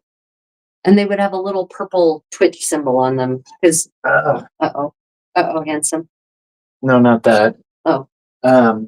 We're having connectivity issues. Evidently, they're not getting every word. Really? Yeah. It's definitely stopping and starting for Twitchy Witch. I haven't been catching any whole words since the lace explanation started. That is weird because we're not using, we're not using a microphone. Maybe we should switch to a microphone. That's really weird. Do we want to switch? How many people are saying they're having issues? So it's at least 2. Okay, so it's not just a question of one connection. No. I guess get the microphone out and let's see what happens. And while we do that, Kat also is talking about how Disney is not historically accurate. Yeah, no, Disney, Hollywood, there are, what's interesting about movies is that movies from actually the 30s, 40s, and 50s set in historical periods, in the medieval period, actually have more accurate silhouettes and more accurate colors than these modern so-called historical movies that claim to, try to depict the real Middle Ages. And instead, all they end up doing is putting the mud filter over. Hey, no, bad kitty. Bad kitty. No. Connected. Turning off that Bluetooth. Make sure your Bluetooth is off. Okay. We've connected the microphone. Let's see if this actually improves the situation or not. We will see. Unfortunately, my cat was sleeping and she heard the strings being manipulated. So I try to I think I'm just going to give up on untangling it because it's just been so badly tangled. I'll just pick it up. I'll just pick it up wherever it goes. Yeah. This one we actually started on our trip to Gyeongju. Oh, good night, Alina. Thank you for joining and helping and chatting and all the things. Sleep well or have a nice day. Hopefully audio is coming through. Yeah, just let me know if the audio improved or disimproved, unimproved. Turn on here, but then get weird feedback. Yeah, no, that would be weird. Yeah, or you could go to your phone in the other room, like the back room. Rapunzel's time's up period either, actually. Yeah, the original Rapunzel. I don't. So that's. I'm trying to think the oldest source for the Rapunzel tale, which I think it's one of the Grimm stories, right? I feel like. Yeah.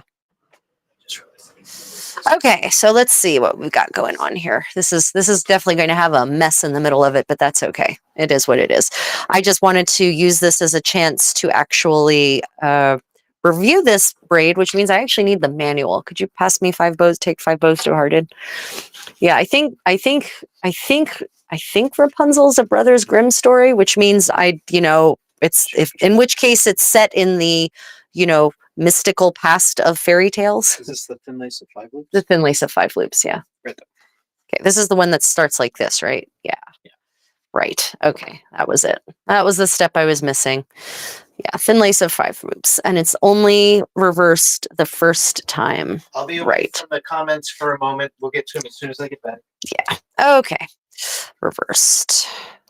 Right. So reversed through. You might have to put the kitty in the bathroom.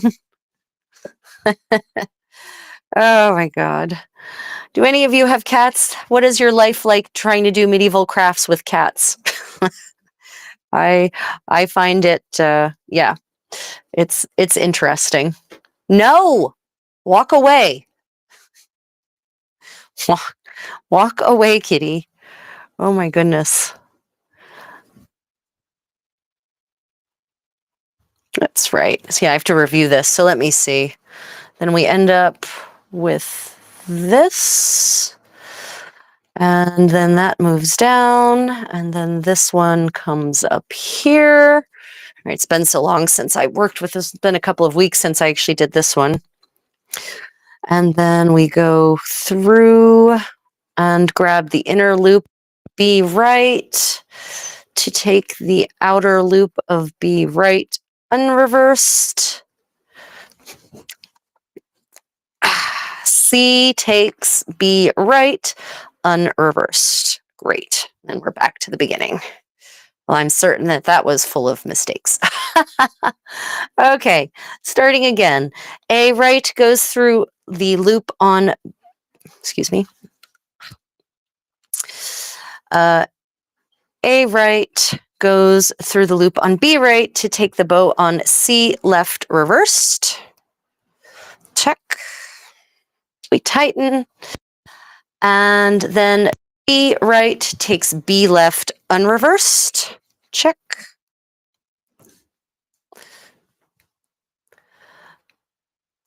Wait, takes B left. C right takes B left unreversed, but we still have, oh, right. B right goes through the inner loop of B left to take outer loop of B unreversed, right. And now we go down, C takes B left unreversed, and we migrate down.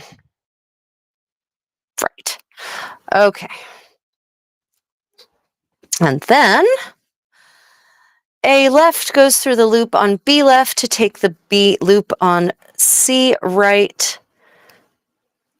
unreversed. Check.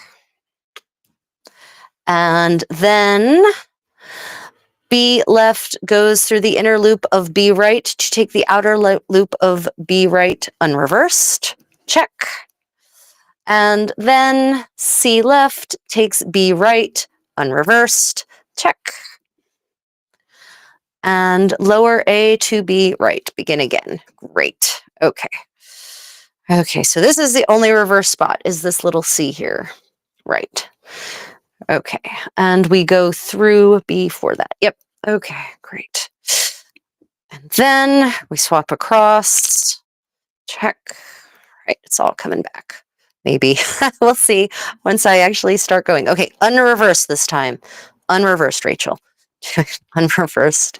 And then across like this. Very nice. Good. Okay. This time reversed. Check. Straight across for the B's. Check. Migrate down. Unreversed. Great. Yeah. So the trick to this 5 bow, thin lace of 5 bows is to remember which hand does the reverse and which hand does not. And you have to kind of keep track of that, because otherwise you end up with the tube, which I had last week. And the tube was great. I'm not complaining about the tube. It's just not what I was trying to make. As it turns out, the tube could be very useful, like we discussed, for modern applications. You know, if you're making a modern dress, like a sundress, then you can have spaghetti straps made from your own finger loop braided, not reversed, finger loop braided narrow wears. Reversed, great. Now reversed, check. And then we go like this. Handsome, are you coming back? Unreversed.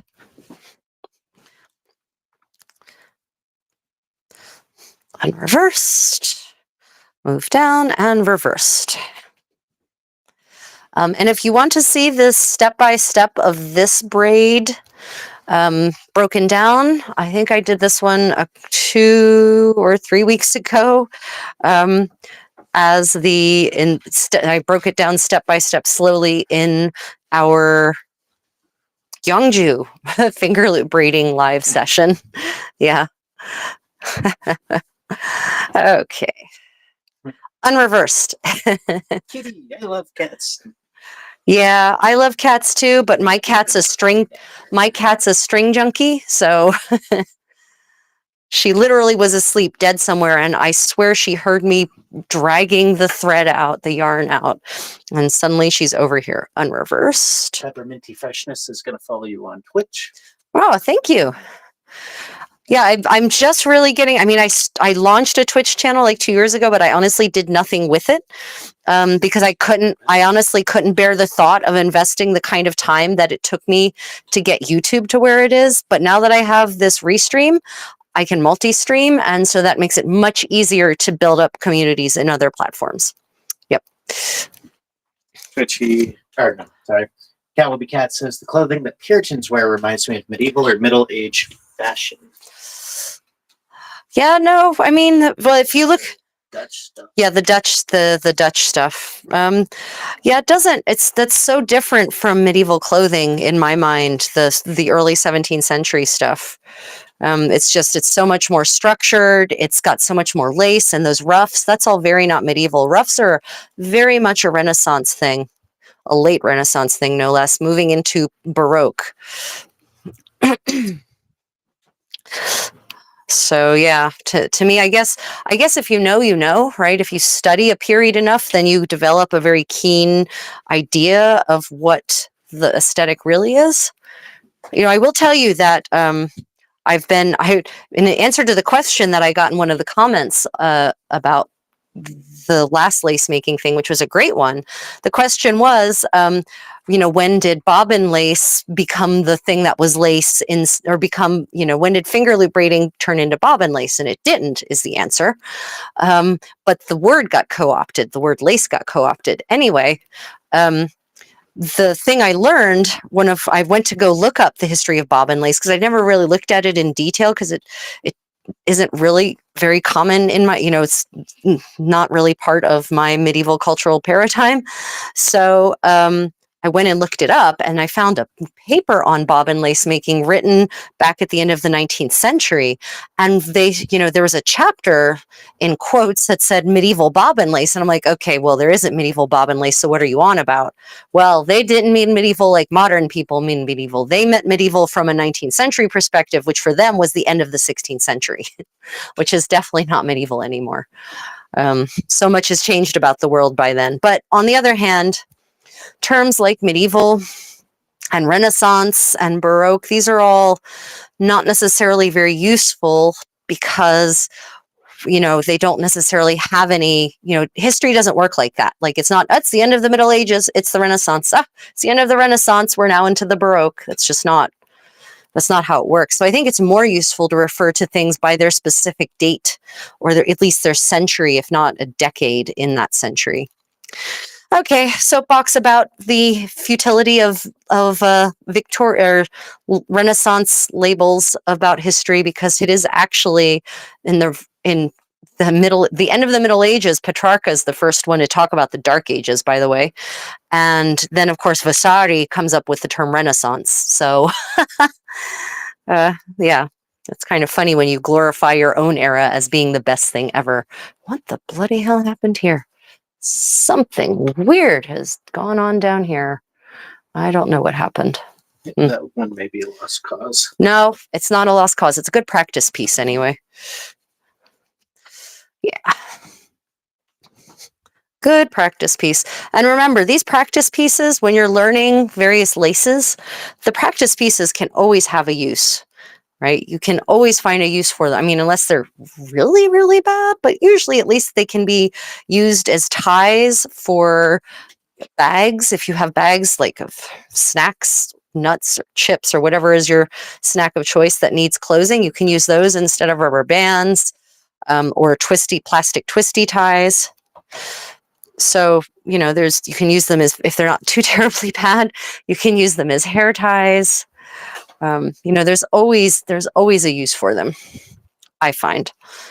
And in fact, I know some of you know this, but for those who don't, I actually keep a bag of what I'll call finger loop braiding seconds, and also finger loop braiding first, but also my finger loop braiding seconds, so that if I have a need for a tie for something in, you know, when I'm doing a medieval living history event, I have it in my little supply pouch.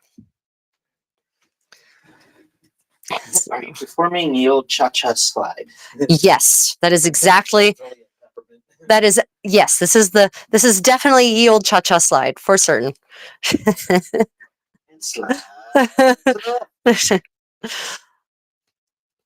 Yeah, the cha-cha slide, the wedding dance of choice these days, right? Say hi to Steve. Hi, Steve. Welcome. Thank you for joining us today. Oh, kitty. Is it a kitty? Oh, I love the kitties. So for those who don't know, I do have a Kitties of the Palace channel, which is a reference to the fact that my cats think they're royalty. So if you want to see what the Contessa kitties are up to, check out Kitties of the Palace. Those are my little babies, and they are spoiled, most spoiled. They're all 3 rescue kitties, Korean rescue kitties, and they basically rule us. No better way to put it. Got the tabby sitting behind the camera, eyeing me for a moment of weakness, I can tell. Yeah. Soon the thread shall be. That's right. One thing our cats have taught us, don't buy your cats expensive toys. No. Get them a cardboard box. And then open the waste bin up that has like your paper trash in it, and let them just pick something. Because you know, my one cat, the tabby, was trotting around here yesterday with an old Post-it note, and the other 2, her older brothers, were just following her around like she had the most desirable thing ever in her mouth. It was adorable. It was adorable. Watching them covet her old Post-it note. Oh, goodness. Named their cat. The Pepperminty named their cat Steve because they didn't want to be caught in the alleyway shouting Mr. Fluffy Butt. Yeah, I guess that should be everyone's goal, not to be caught in an alleyway calling for Mr. Fluffy Butt. that feels like a real important point of advice for people. Never name your cat Mr. Fluffy Butt. Yeah, our kitties, because 2 of them, our 2 tuxedo kitties, have some of the congenital distinguishing marks of Korean kitties, including funny tails. One of them has what kind of looks like a bobtail, and one of them has a corkscrew tail. And that's common amongst Korean kitties, especially strays, because there is a certain level of inbreeding, because Korea is in essence an island, thanks to North Korea. So kitties here they come from a somewhat limited gene pool, I'll say. And it shows. But they're still adorable. They're so sweet. All of our babies are very sweet. Yeah. You know, finger loop braiding, lace making, medieval lace making can be such a Zen-like experience. Just fall into this place. I had some fun learnings I wanted to share with you all, but I forgot to write it down and take notes. Because, you know, I like to keep track of all the things I learn and read, fascinating things I learn and read throughout the week. Oh, actually, I have a philosophical conversation I might like to have with you all. Some of you may have seen, I did a tour of the Seoul National Museum. I've done the Seoul National Museum too, but recently, as in Friday, my time, which would be Thursday for many of you, but also Friday for some of you, we did a tour of the Daegu National Museum and specifically their historical Hanbok collection and their medieval collection. And I mentioned wet mummies and how wet mummies' graves are a great source for historical garments in Korea, for historical Hanbok. And one of the comments, I got 2 comments actually that basically boiled down to, how dare you open up someone's grave and take their things? That's grave robbing. And first off, I'd like to clarify, in Korea, it's a country with very limited landmass. 70% of it is mountainous and not developably mountainous, like serious steep mountains. So they have to use whatever land is flat and developable. They have to use it for farming and for building roads and for building housing for people. So what that means is when they come across tombs that have been, in what used to be middle of the nowhere countryside for hundreds of years, they have to either move them, or God forbid, destroy them. So obviously the choice is to move them. And part of the moving process is an archaeological survey. I mean, that's just what you do. Now, if the family of the deceased is still alive or their clan still has representatives, remember Korea historically is a clan-based society, then they will reach out, it's government operated, will reach out to them and coordinate with them and, discuss how the family would like it to occur, right? So if they're doing an archaeological survey, then they get permission from the family. It's done very respectfully. They're not just dumping sarcophagi out, emptying, shaking the body out of the clothes and running off with the clothes while leaving the body by the side of the road. That's not happening. And often they're not even removing the clothes from the body itself, because historically in Korea, people in Joseon were buried with extra clothing, not on them, but just kind of with them. So they're not having to, do that. They're not having to take someone's clothes off. But I wanted to get your opinion, actually, everyone. What do you think about, archaeology, which to a very large degree is about opening up tombs and examining tombs? Really? Really? Oh my God, it's my cat.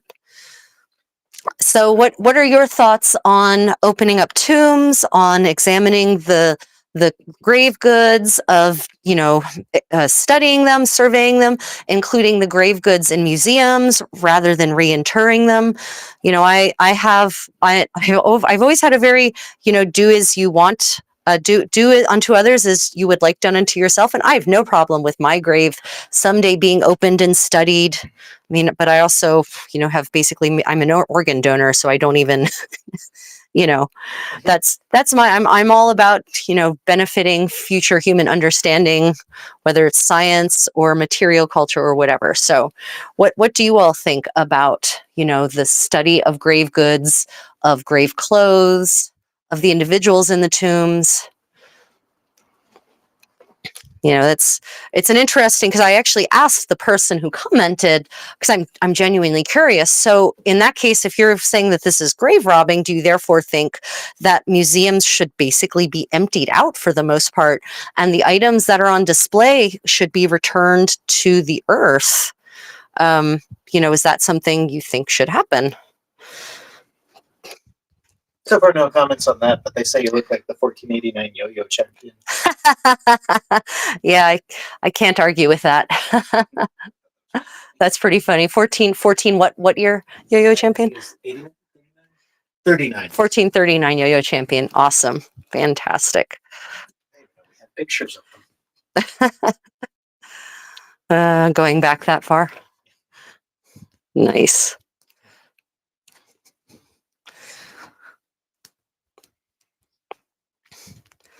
My curiosity about how people lived in the past is super intense, but then I realize not everyone cares about that. So, But honestly, we would have such massive holes in our understanding of historical fashion and historical material culture if we didn't look at grave goods. Historical everything. I mean, look at the written stuff that goes along with some of the graves. Well, yeah. Some of them. Yeah, there'd be a big hole in our understanding of the past. And I guess, for a lot of people that doesn't matter. It matters to me though. What are you doing? I am doing what is modernly called finger loop braiding. This is a 15th century technique for creating a kind of narrow wear, sort of like something you could use as a belt or a trim around a neckline. And it's reconstructed from a 15th century manuscript, actually, that contains 41 sets of instructions for 41 different braids. Take 5 bows deported. Hmm? Take 5 bows deported. Yeah, well, that's not the manuscript. No, There is a book that you can purchase called Take 5 Bows Departed, a reconstruction of one of the 2 braiding manuals by two practitioners of medieval textile arts who are actually in England. the question was from Lisa, so you can say hi, Lisa. Hi, Lisa. Thank you for joining us today. Yeah, welcome. I am working my way through. This is called in the original source, a thin lace of 5 loops. The names for some of these are pretty fun because it indicates, sometimes it hints at an application for the lace. Like there's one lace that's called a lace for hats. Now, I have studied 15th century headwear in detail across all of Western Europe, really. And I will say that I'm still not quite certain in what way this is a thin lace for hats or a lace for hats. But, it's tantalizing to think of it, that they're, to think, well, okay, how could this be specifically used for a hat, and what kind of hat? Because the word hat is very vague in the 15th century. There's literally probably 100 different things you can put on your head. What counts as a hat,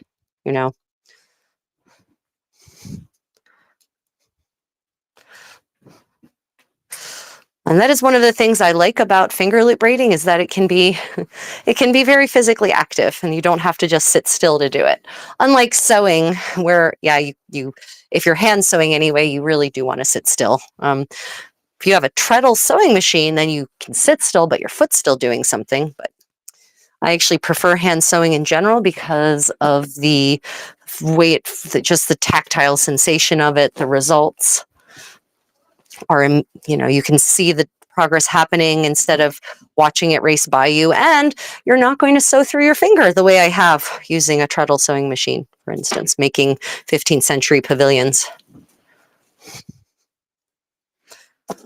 I have actually sewn 2 very large hub and spoke 15th century style pavilions. It is quite a process, I will say that. For those who want to make your own pavilion, there is a website, greydragon.org, one word, Greydragon, by a sadly now deceased friend of mine, Terafon, who came up with a calculator that you can actually input the dimensions you want your round pavilion to be, and it will spit out the size of each panel, how to lay it out based on the width of your canvas, and it will provide you with step-by-step instructions for making the cap at the top of the pole so that the pavilion is sturdy at the top where all that pressure is coming down. It's really a fantastic resource, greydragon.org. Pavilion making. Okay, so poo. that was Leah, not Lisa. Sorry. Oh, sorry.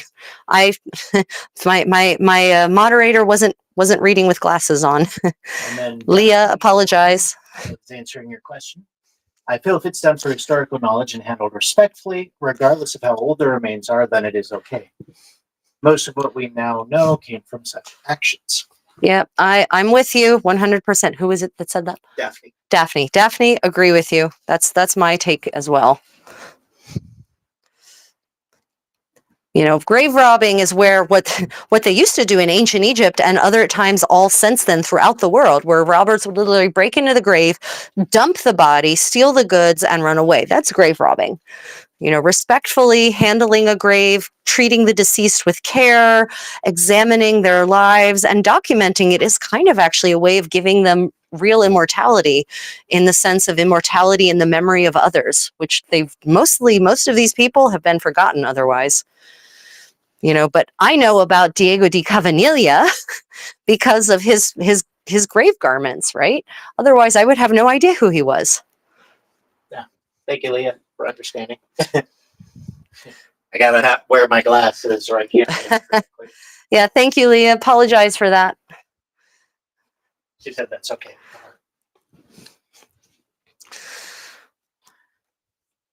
Now, there's, of course, always a question of who is doing the excavating, right? So, and there's always a question of, is it a colonial power doing the excavating?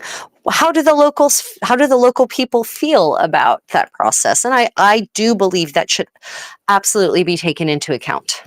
Right.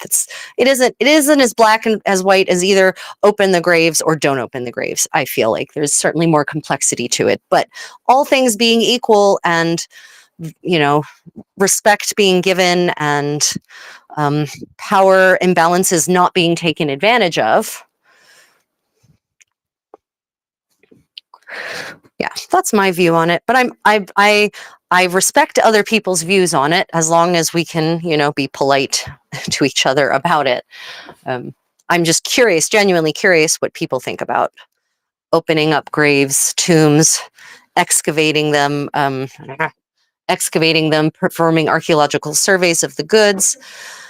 And I have no problem with examining the grave goods, of documenting them, photographing them, whatever, then putting them back. Like, that's fine too.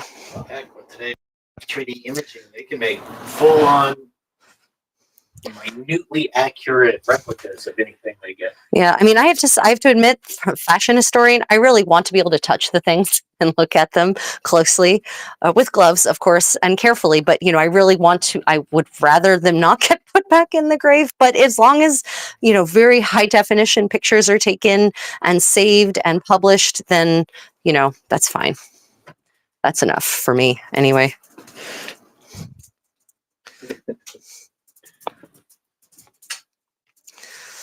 Yeah, I keep thinking I'm going to demonstrate for you guys working with silk. And then I think about my cat getting in the way. And then I think about chatting with you and losing my spot. And then I think, well, if I do silk, it's going to be thin and you probably wouldn't be able to see it anyway. I don't know.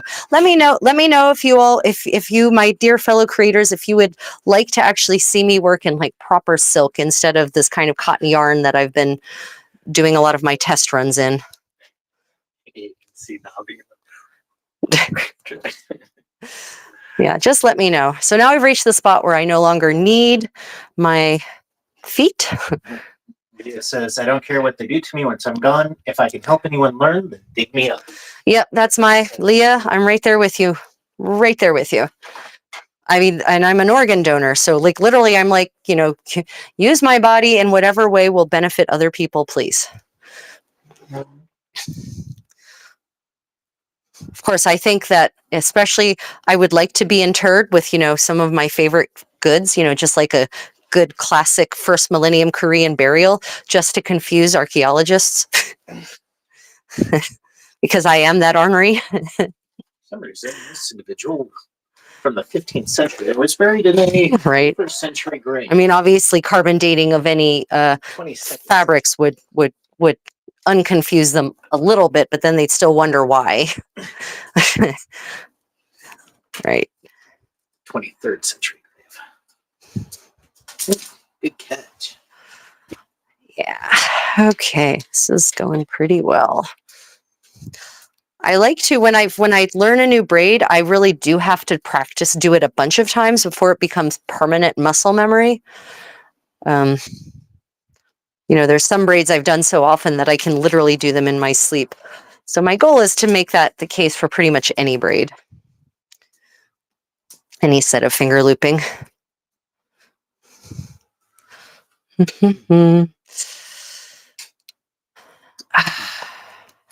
Yeah, so does anyone have any fun plans for the summer? I have, as I mentioned earlier, my 2-week medievalist fair in Western Pennsylvania, where I will be glamping al Quattrocento in grand 15th century style.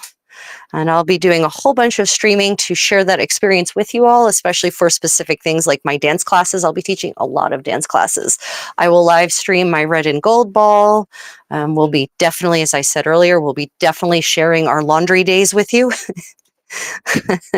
I also live stream my setup process. For those of you who want to see what it takes to set up a 15th century glamping, you can watch me lacing my rope bed, stuffing my mattress, ticking, yeah, all kinds of fun stuff there. Wall hanging. Putting up the wall hangings, putting my bed hangings, putting together furniture, trestle furniture, the whole 9 yards, even unpacking my clothes and distributing them from the suitcases, because I'll be flying from Korea to Western Pennsylvania with all of my medieval clothes, and you can watch me distributing them amongst my trunks. And of course, just generally sweating, because Western Pennsylvania at the end of July can be quite a sweat storm. So stay tuned for that fun. And I'll be doing some live stream walkabouts so you can see the marketplace. You can see what kind of the various kinds of encampments. The event is not an authentic event in the sense of it doesn't have any kind of gatekeeping for authenticity. So you have a range of authenticity from, literally could be at Leeds Armory in their courtyard that they have set up there, to, well, this isn't even an attempt at medieval. I won't show you the stuff that isn't even an attempt unless you really want to see it. I'll just show you the pretty stuff.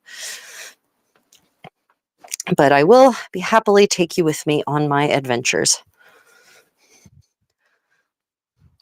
I'll definitely be live streaming some of my morning dressing with my damsels, so you'll get to see a proper getting dressed in the 15th century with my minstrels playing music and us talking like 15th century courtiers instead of about, mundane things, as it were. So yeah, you'll get to, if you want to have a sort of more immersive experience. In those sessions, though, I will not be actually checking the chat. So that'll just be you get to watch and you can comment amongst each other. But the whole point of that kind of experience is to go full immersion. So yeah.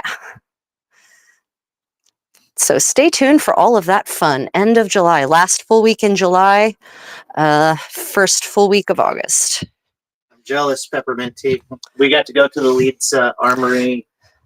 Was it November? October. Yeah. Yeah. I love going there. Yeah.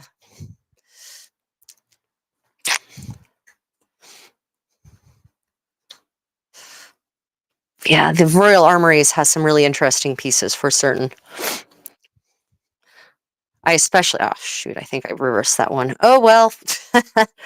Oh well. We'll find out shortly if I reverse that loop or not. It's okay. This one is full of fun errors thanks to kitty fun. This one is a practice piece anyway, so. But it will be long enough to be practical for something. If I need long ties to tie something together, maybe to tie the kitties up? I don't know. I know the kitties will hope that I'll play with them with it because, string. Let's see, what other things have we been reading this week, Handsome, that you've heard me comment on?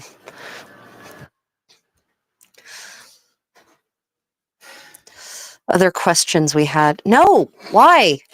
What made you get up just then? Like you were quiescent until then.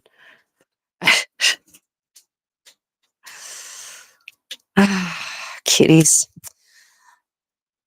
I talked about doing a tour, a digital tour with you all of the Bayeux Tapestry, and going through demonstrating some of the stitches and the embroidery stitches that are in there, like the topside couching and whatnot, and actually discussing all of the medieval material culture things that are depicted. Because one of the things that's amazing about the Bayeux Tapestry, well, one, it's not a tapestry, it's a wall hanging, it's an embroidered wall hanging.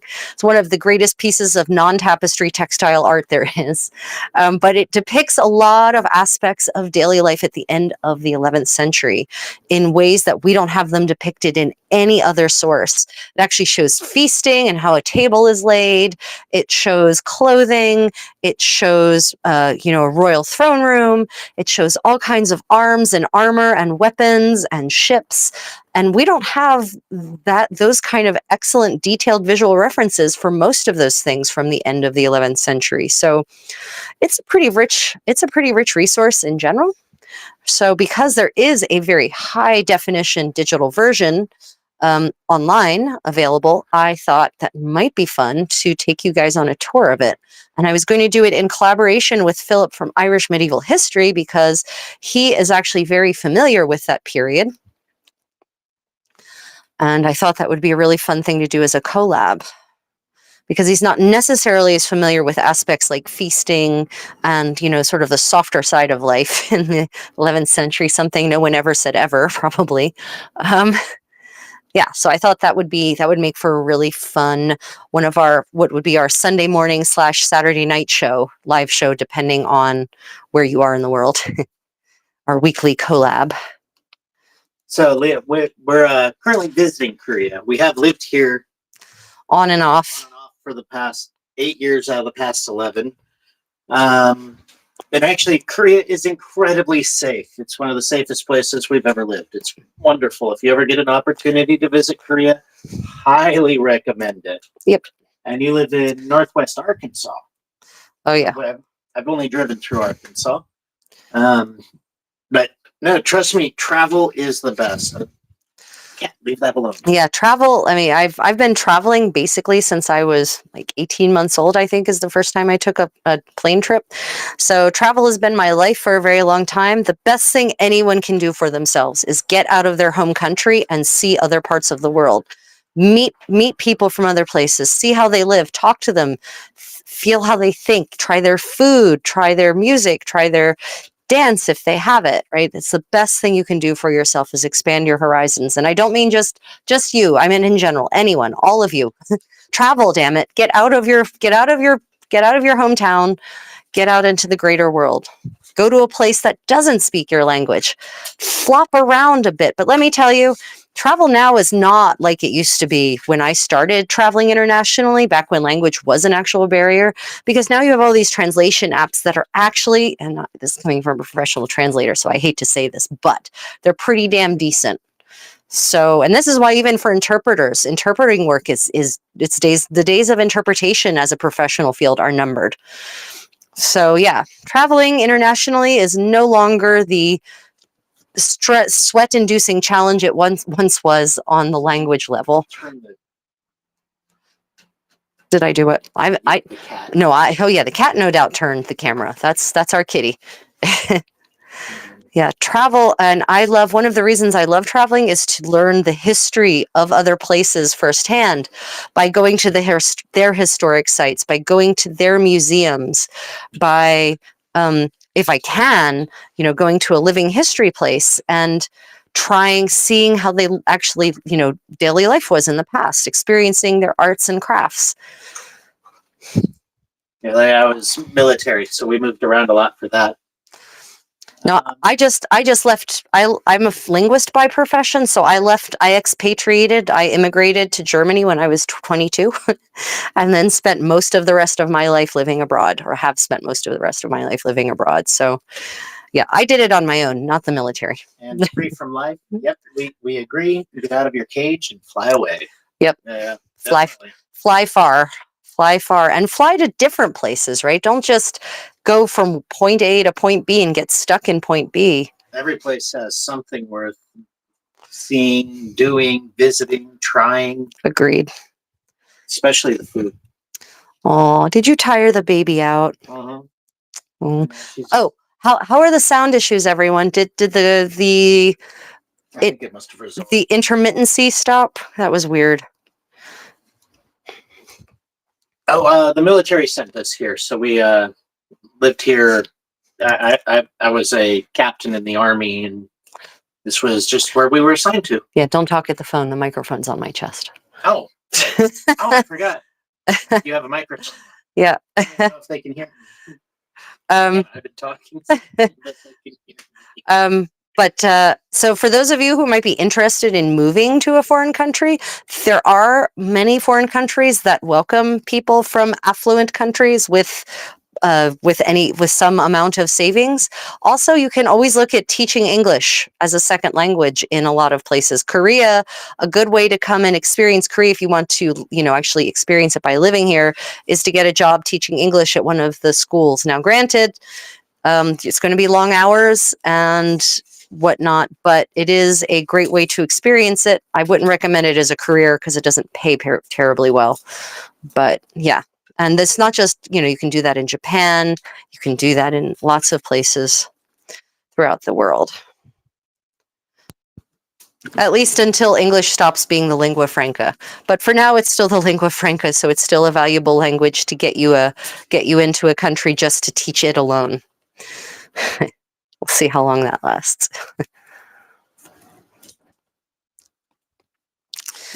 Yeah, the learning curve is visible. Hey, I can watch myself playing with the kitty because of the time lag. Oh, right. Our little bratty cat. Oh, so she may not have heard why we chose Korea. Yeah. So, well, we were sent to Korea by the military here first, but we volunteered to come back every time after that. Yep. It's just, we've been watching. Korea has developed so redeveloped insanely quickly over the last 10 years, and just beautifully. So many neighborhoods redeveloped for walkability, for citizen enjoyment, citizen convenience. Public transit is cheap and efficient and goes regularly and everywhere.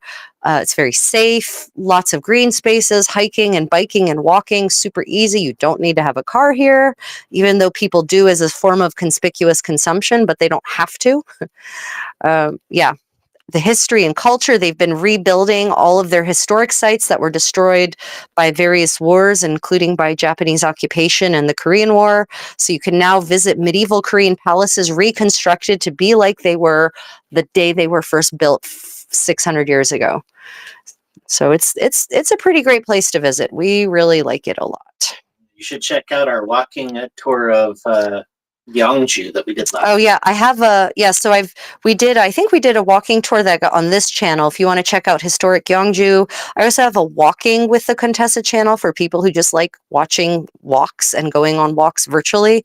And we walked around this amazing UNESCO World Heritage Site. That's a 600-year-old village that's still the way it was, a noble village that's still the way it was 600, 700 years ago, with actual 15th century noble homes in it. It's car free. It's in one of the most beautiful places in Korea, nestled in these very green, velvety hills, just Yangdong village. Amazing. First time we got to go there finally after 10 years of trying, and I'm regretting that we didn't go before then. Okay, well, this one is done. I did not turn it into a tube like I did the last one, so that's good. Hi, kitty. Hi, kitty. Yeah. Okay. Well, oh yeah. You can see the beautiful spot where we had to drop it and pick it up again. And you can see another spot where I think the cat got into it, and that prevented. That wouldn't let me tighten it down for whatever reason. Yeah. But yeah, this is I'm going to have to iron it out to flatten it out. But this is basically the 5-bow, thin lace of 5 bows. Yes, thin lace of 5 bows made with really thick yarn. Obviously, if I were to make this with a thinner silk, it would be much, much more narrow and much less thick overall. And then it would shine and be all pretty and all that sort of stuff. Would probably make for a really pretty lace going up the front. Okay. Well, everyone, I'm hungry for dinner. So, any other questions or comments before we part ways this time around, everyone? I appreciate you all joining me today. As always, don't forget to like and subscribe. And if you feel like it, once the video publishes, just leave an emoji if you don't have any questions or comments. Just that extra engagement, YouTube algorithm, blah, blah, blah. You get it. Same thing with TikTok, same thing with Twitch. Pepperminty Freshness says, "Oh, and don't disturb my grave unless technology is advanced enough for me to be revived and use the 3 seashells." Wonder how many kids these days know what the 3 Fair, C's are. fair enough. Otherwise, I appreciate you all joining us today. And if you had questions and I didn't respond to them, I apologize. If you do post those under the published video, I absolutely do respond to those questions. I stay on top of those. Really? She thinks that this is her new toy. I mean, Back up a little bit, they can all see it. she thinks this is her new toy. But she's achieved lazy play state where she's lying down and hoping I'll just put the string in front of her. Now you are the most beautiful woman in this. See the cat attack you. You didn't need to back up. Oh, I didn't? Okay. It just came across this. Okay, everyone. Well, my condottiero is super tickled by watching the cat attack the string in my hands and drag it out of my fingers. So, Lee's gonna go check out your channel and have a great evening. okay. Thank you, everyone. Really? Really? Yeah. So on Twitch, I've got live streams. I've got recorded content on YouTube, depending on where you're watching from. Otherwise, I wish you all a beautiful, creative evening, morning, afternoon, middle of the night, wherever you are. And as always, I really appreciate all of your support. Thank you for being part of my community. Okay, everyone, until next time, stay creative. The cat is anchored in my dress. Oh my God. Okay. I need to do something with this string. Bye, everyone.